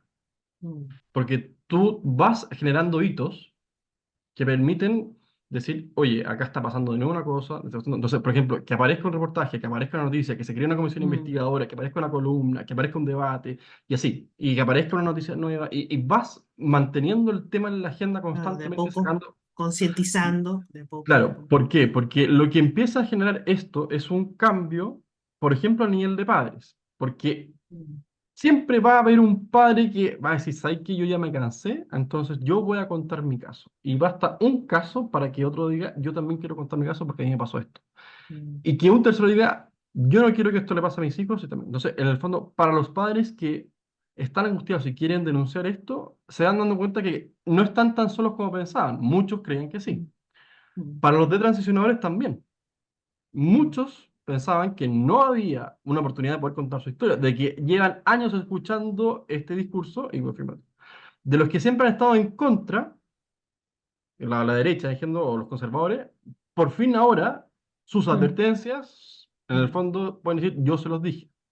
Entonces, ¿qué es lo mm, importante? Que hoy en día todo funciona por una cuestión de medios de comunicación, entonces es importante que todo vaya eso. Ahora, mm, ¿cómo se logra esto? Por lo que yo creo que es una cuestión que es interdisciplinaria, es decir, cada mm, uno que comunique lo que le es propio, es decir, mm, los abogados hablen de los problemas sobre la capacidad jurídica que tiene un menor para consentir, que los mm, endocrinólogos hablen sobre los efectos de las hormonas, que los filósofos hablen sobre el problema entre el sexo y el género, que los mm, estadistas, o los estadísticos, perdón, hablen sobre los problemas de base en el cálculo del diseño de las políticas públicas, que los parlamentarios hablen sobre la ley que aprobaron y los defectos que tuvo y lo que se advirtió y lo que no se dijo, que los medios de comunicación cuenten historias, que los periodistas hagan preguntas incómodas, que los doctores se atrevan a decir esto está mal, que los pediatras muestren por qué se está influyendo en el cerebro de un niño, que los papás cuenten sus historias, que los niños también las cuenten,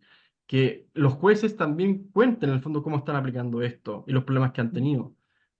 Acá, que los centros de estudio también puedan sacar cartas, columnas, mandarlas a los diarios, que en las redes sociales esto por ejemplo, Emanuel Danán, Axel Kaiser, todos estos son personas que tienen mucha resonancia y que pueden ir amplificando esto que se trate de un tema que nosotros ocupamos al menos tres bases. Uno es, esto es un problema de evidencia científica, que no tiene científica sólida, y eso pega muy duro, porque eso es en un tiempo en que la ciencia es Dios, en el fondo, se ve muy mal, en el fondo, caer en una categoría en donde uno dice, ya, sí, la ciencia, pero acá lo que importa es la emoción. Lo segundo es que esto va en contra de la tendencia de los países desarrollados, que siempre para Latinoamérica es un argumento de autoridad.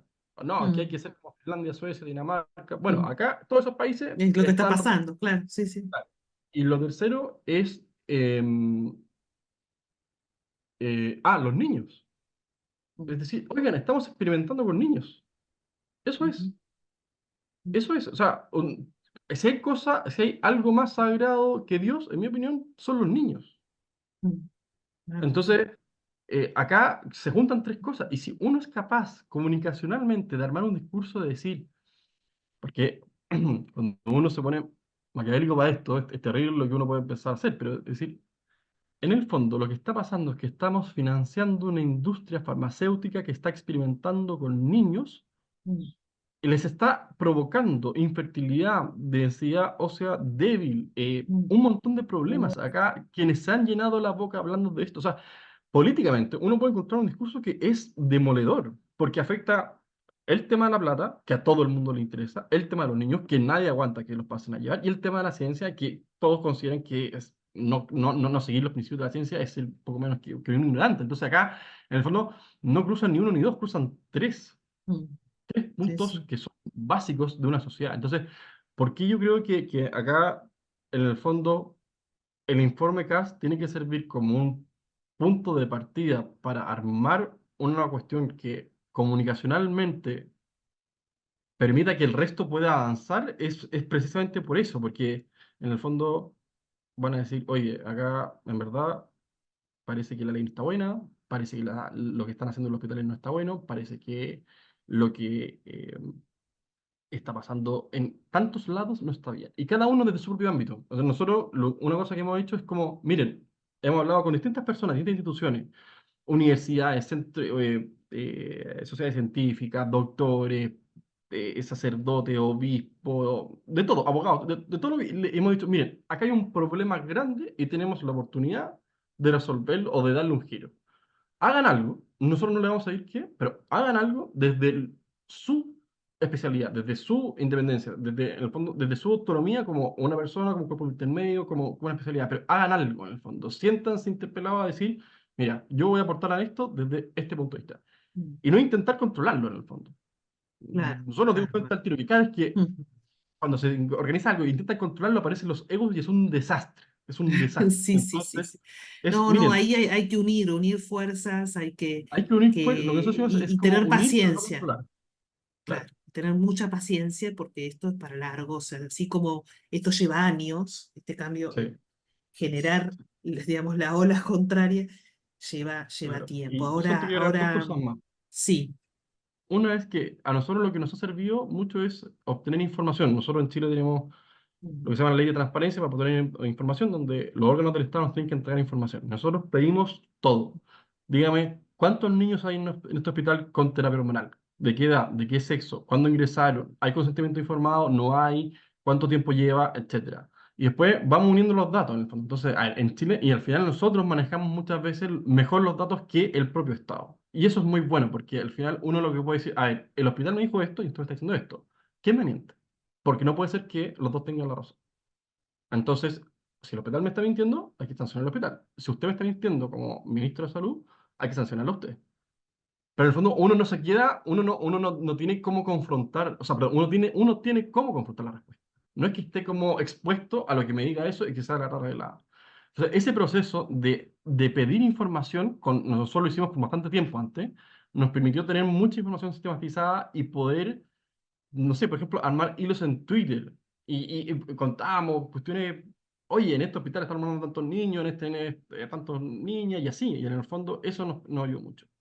Y lo segundo, y esto no es como abogado ni como, solamente como papá, pero leyendo los testimonios, lo que sí hemos visto es que en el fondo es que como el recogimiento familiar, el envolverse la familia en sí misma, es algo que al niño le hace bien, en el fondo.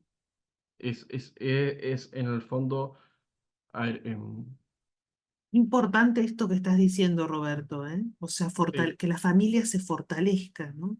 sí, Porque le da protección al niño, al adolescente. sí, hay Contra. una carta que alguna vez leí, pero en el fondo lo que se hace es que, por ejemplo, es ver fotos antiguas, tener más tiempo al aire libre. En el fondo, Mm, mm, oye, que el niño pueda proyectarse a futuro en sus sueños, qué quiere ser, cosas mm, así, destacar sus virtudes, que haya una presencia familiar, que haya, lo que decía, más presencia, menos relación virtual de alguna manera. mm, Contactar con otras familias que estén pasando por lo mismo, porque los padres acumulan mucho estrés en el fondo sobre esto, los mm. matrimonios también se fragmentan, hay peleas Sí. entre ellos, hay divisiones, entonces necesitan también como válvulas de escape. O sea, yo diría que va a sonar pésimo, pero es en Mm, cierto sentido una oportunidad de que la familia vuelva a estar en sí misma, algo parecido a lo que pasó con la pandemia, mm, de que el foco ahora son los hijos, no es el trabajo, no es mm, el pasarlo bien con los amigos, no es el partido de mm, fútbol, no es Messi, perdón, mm, tengo que decirlo, no es mm, Messi, pero bueno, me lo mm, perdonarán.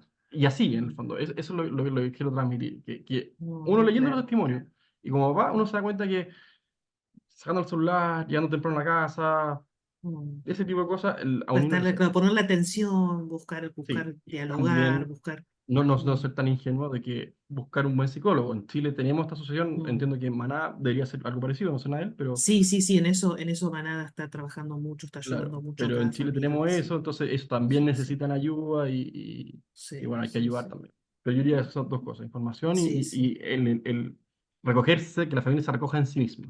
sí, sí, es muy, muy importante esto que decís, Roberto. Bueno, mirá la hora que es, así que yo no sé si hay alguien que quiera hacer alguna pregunta, aprovechar a Roberto, a Nael, alguien que quiera hacer así Yo estoy alguna disponible a todas las pregunta. preguntas que quieran hacer, así que me siento ya Sí. vaya a llegar al reto de la vida, pero bueno, Dios me perdone. Bien, qué generoso. No sé si quieren, Miriam, ¿querés preguntar algo o es solamente la mano de... Sí, no, agradecer muchísimo porque esta experiencia nos enriquece.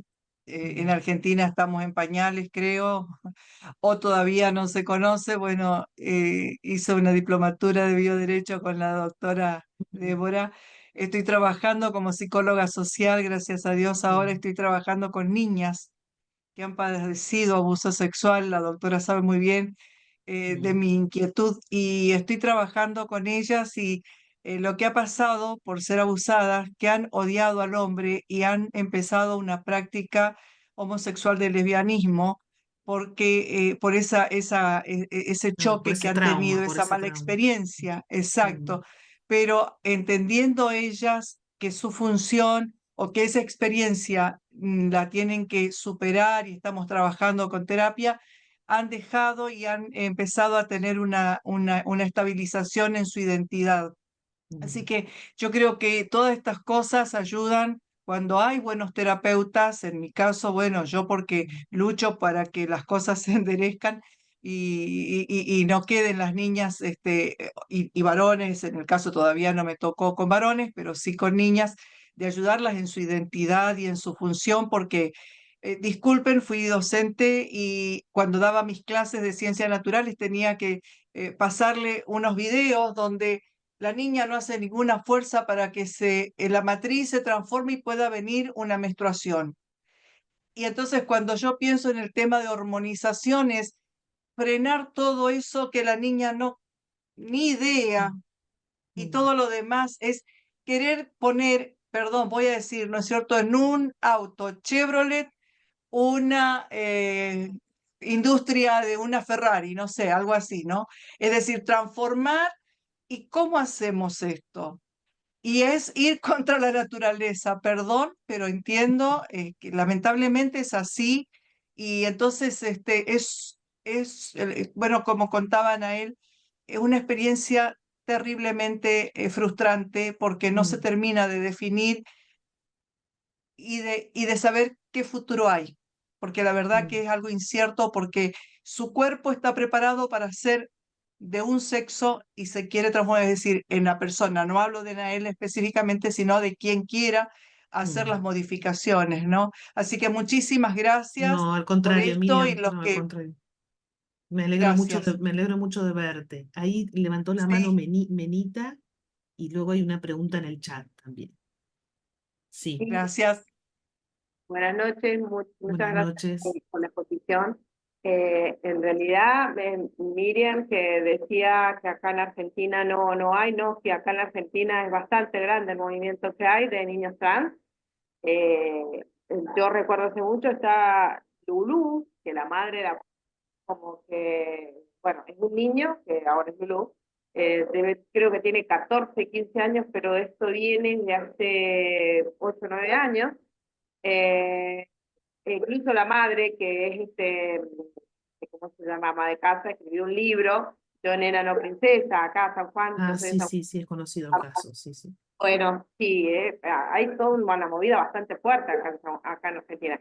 Y en San Juan tuvimos un caso de un niño, no recuerdo el nombre, pero bueno, que ahora es Juanita, pero un niño, estoy hablando de niño de años. Los padres lo están yendo a armonizar a Mendoza. Mm. Porque así, bueno, después cuando uno, esto que decían a él, ¿no? Cuando uno empieza a salvar, a ver en la familia, la madre muy feminista, una hija muy feminista, Sí, a veces, Menita, a veces nosotros hemos visto casos de padres que por confusión, por inocencia o ingenuidad han acompañado, pero por eso es la importancia de que puedan darse cuenta de cómo poder acompañar a esos hijos, ¿no? sí, el Eh, tema es muy difícil porque sí. después ya revertir la situación y bueno, no se puede. Entonces, bueno, Mm. por lo menos esta charla, estas cosas sirven Sí, sí, de justamente luz. ahí hay una pregunta, alguien que dice que tiene un hijo, ¿cómo hacemos cuando nuestro hijo tiene 18 años, ¿no? 18 años todavía es chico, ¿eh? Todavía es chico, 18 años. Uno cree que 18 años ya son grandes, ellos se creen grandes, porque bueno, acá en Argentina es la mayoría de edad es a los 18 años, pero todavía incluso el cerebro de un joven de 18 años está conformándose. Entonces, no bajar los brazos, no creer que porque ya tiene 18 años entonces pueden a mí yo siempre digo, me gustaba mucho más cuando en Argentina la mayoría de edad era los 21 años. Los 21 años es mucho más real con la cabeza de un joven que los 18, donde todavía son inmaduros, ¿no es cierto? Y entonces hay que acompañarlos más. No sé si ahí, Jimena López, yo ya te escribí para que me llames. Estás preguntando de grupos en Argentina. Sí, hay un grupo de familias que se te puede acompañar, así que escribime, ya te pasé el número. Y bueno, a ver si hay alguien más que esté preguntando, que quiera levantar la mano, si no ya es la hora. La madre del mellizo Rurú declaró que ella no está hormonizando a su hijo. Bueno, acá hablan sobre casos que están mencionando. Y hay agradecimientos para ustedes, para Roberto y Nael, por esta disponibilidad.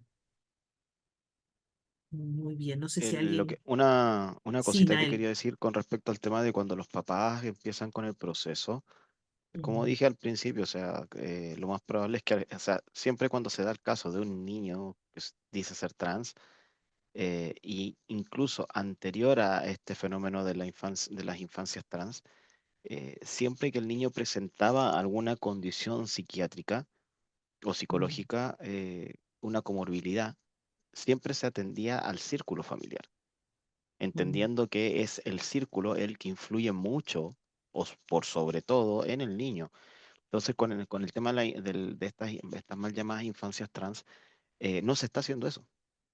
sea, no se Al están contrario, analizando los papás. se lo separa de la casa, Claro, ¿no? Se lo separa. no, y no, no me refiero al caso de las separaciones, me refiero al caso de las aceptaciones, o sea, cuando los papás están felices y dichosos de tener un hijo trans. Entonces, como que, ¿qué pasa en la vida de esas personas que su felicidad pasa por tener un hijo LGBT, en este caso un hijo trans? O sea, ellos como papás, súper felices, dichosos, bla, bla, bla, apoyemos a nuestro hijo y todo, ya, pero le estás envenenando a tu hijo. O sea, tu hijo va a ser dependiente de ti toda la vida porque vas a tener una persona que va a vivir muchos años de su vida, lo digo con conocimiento de causa, reafirmándose a sí mismo frente a la sociedad. Está peleando porque la sociedad reconozca en él a alguien que verdaderamente no es. O sea, en este caso, por ejemplo, mi caso particular, biológicamente soy mujer, eso no va a cambiar por más testosterona que yo me meta.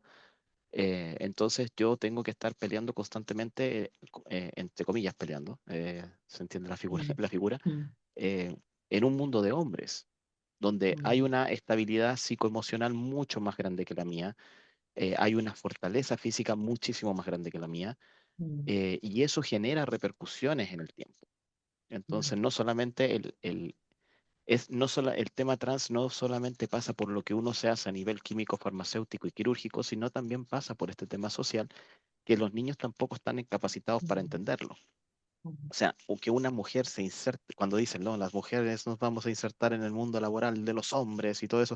Sí, pero si tú te insertas como mujer, el hombre te va a ver como una mujer y te va a tratar como una mujer, no te va a tratar como una igual. Pero si una mujer se inserta en un mundo masculino, siendo parte socialmente como un hombre, te van a tratar como un hombre y te van a ver como un hombre. Y eso ya es otra historia muy, muy, muy diferente. Sí, terriblemente Entonces, cruel, claro. esas cosas también es buena que se conversen familiarmente. Por ejemplo, por el caso de que decía de este chico de que tiene un hijo con 18 años. Sí. Lo que dijo Roberto, eso aplica absolutamente con niños de 18 años. Si 18 años sigue siendo un niño. Entonces, retrotraerse en la familia, volver a las raíces familiares, tener más tiempo de calidad de familia, dejar las pantallas de lado, dedicarse más tiempo para entenderse, comprenderse, volver a quererse y aceptarse tal cual son en sus diferencias, en sus igualdades, entender que el niño pasa por un proceso de primero hiperfijación con la familia, con los papás, o sea, identificación absoluta con sus padres, después empezar a tener una independencia de sus padres para empezar a conocer a sus pares, después de la adolescencia una identificación con los pares, y después de esa etapa empieza nuevamente como su individualidad real. Entonces, ese es el proceso normal y natural de un ser humano. En este momento ese proceso se está extendiendo un poquito más de los 18 años, entonces Sí. considérenlo un adolescente que simplemente a nivel legal tiene responsabilidad propia por la gran parte de sus acciones, pero fuera de eso mentalmente probablemente sigue siendo un adolescente de 15, Sí, 16 sí, años. es verdad. No, no es verdad. Así es, así es. Alicia, Yo con mucho respeto le quiero preguntar a Anael, ¿cuándo te arrepentiste, si es que te arrepentiste de haber tomado las decisiones que tomaste sobre tu identidad de género? Yo no me arrepiento porque gracias a eso soy quien soy y hago lo que hago.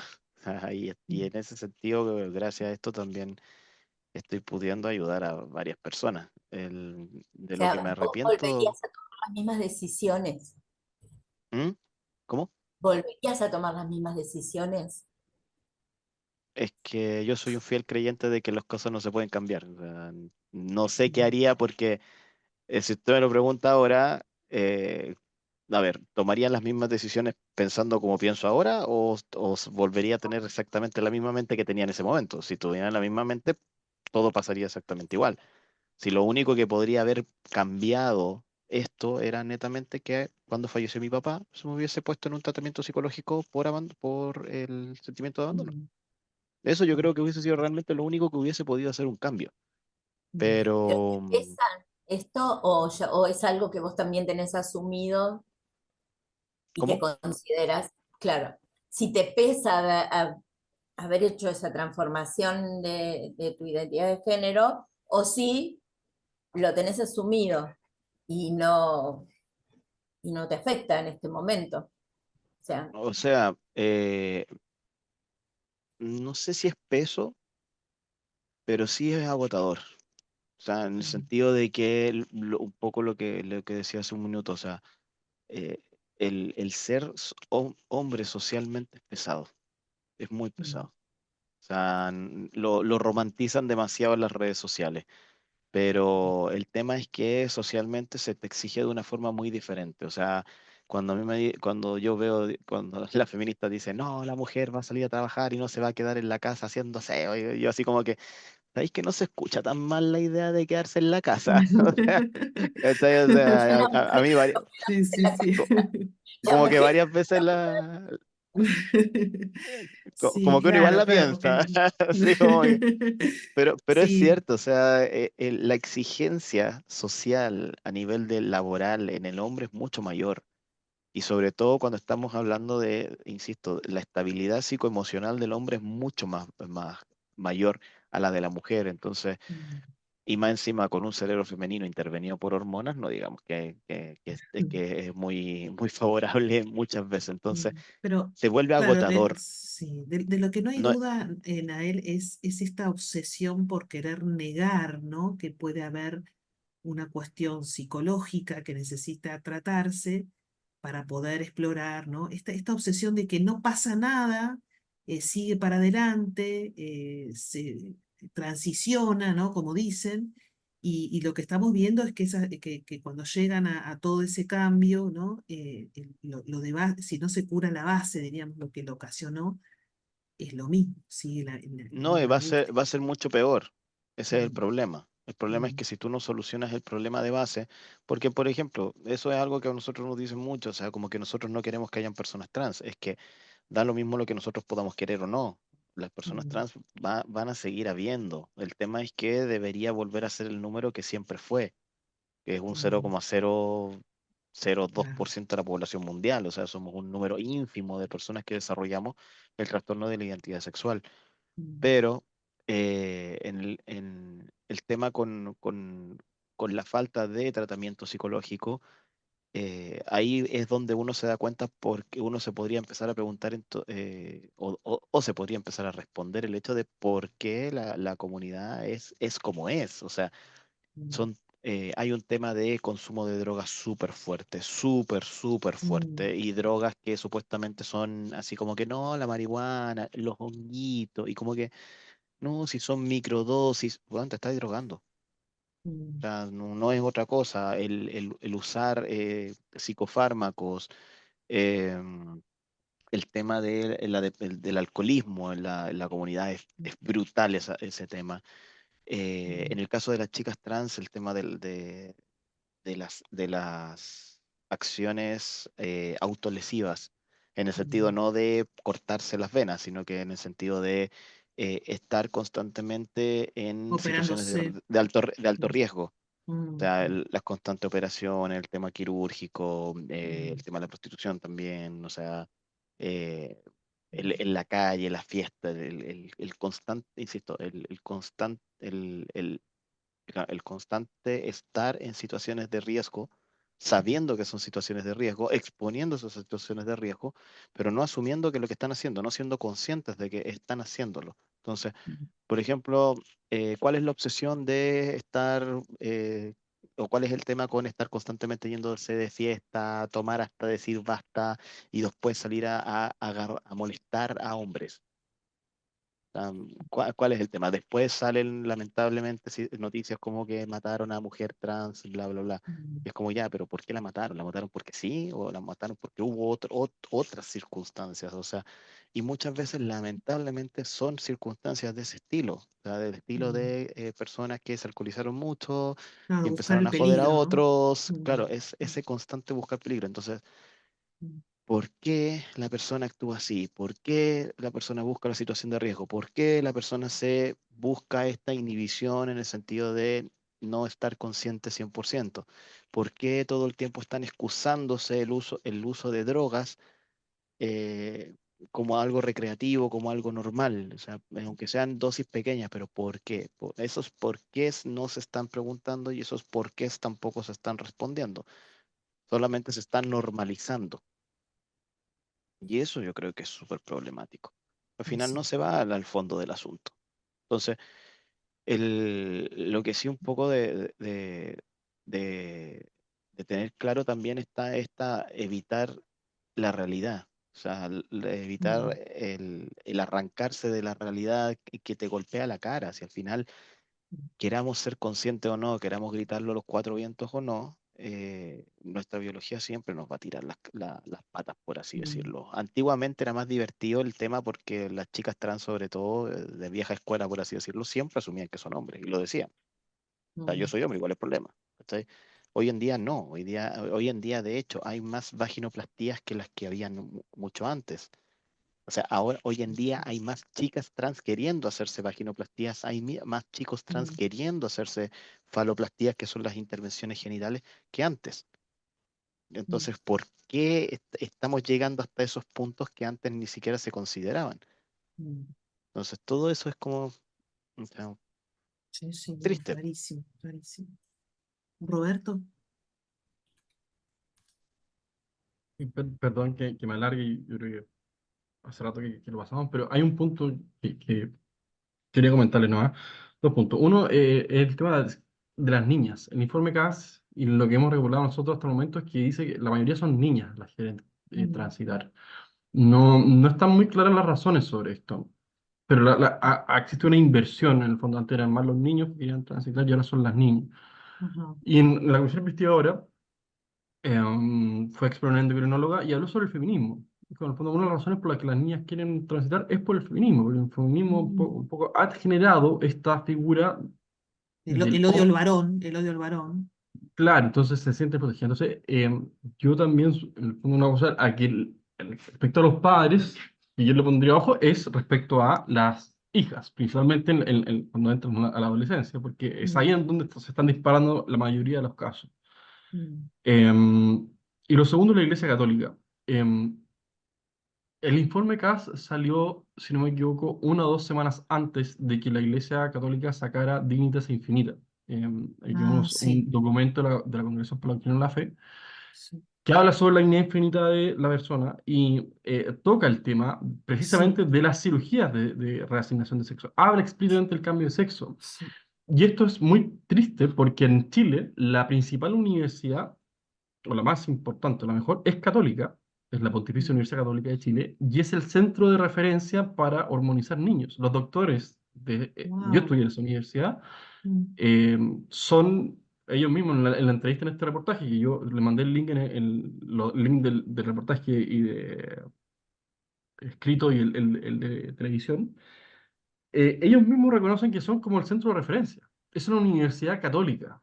mm, Entonces, acá las exigencias también hay que, en el fondo, decir, oigan, ustedes son nuestros pastores, para los que son católicos acá, no sé, mm, pero para nosotros fue fuerte, pues, decir, oiga, acá ustedes acaban de sacar en Roma un documento que dice que esto es un atentado grave contra la mm, dignidad de la persona humana, y resulta que hace 4 o 6 años tenemos en esta universidad católica, pontificia, que está pasando esto, que ustedes mm, realizan mastectomía a menores de edad, que ustedes están hormonizando a niños, que ustedes están con este enfoque afirmativo. Entonces, oigan, háganse cargo de esto, en el fondo.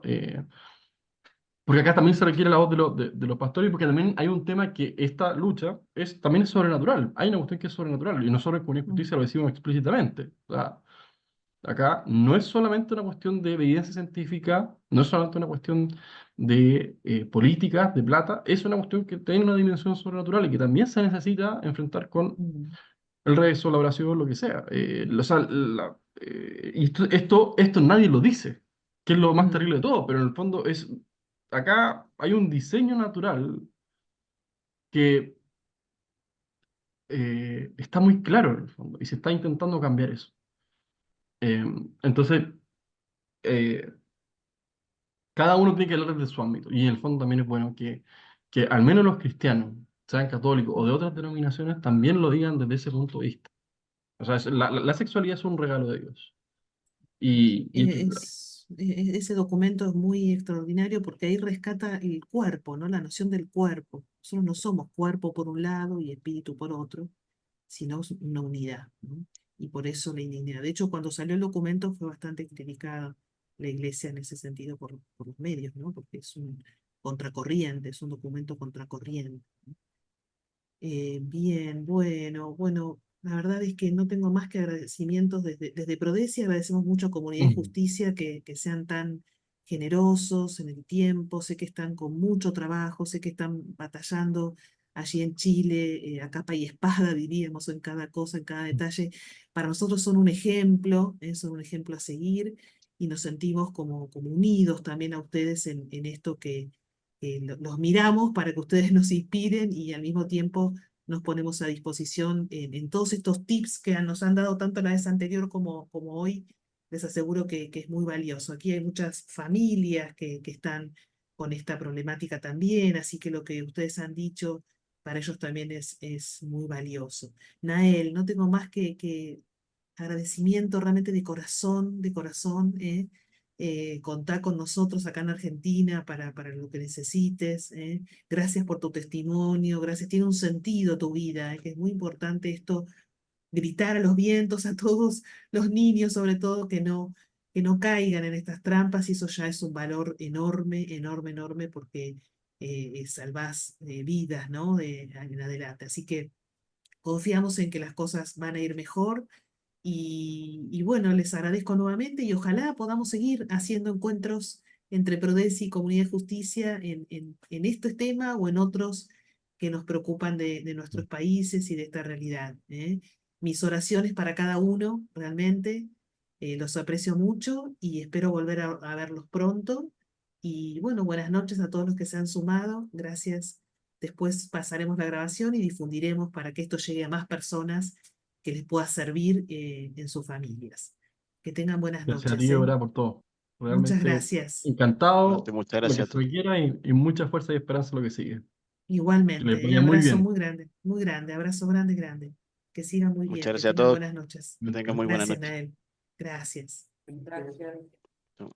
Adiós.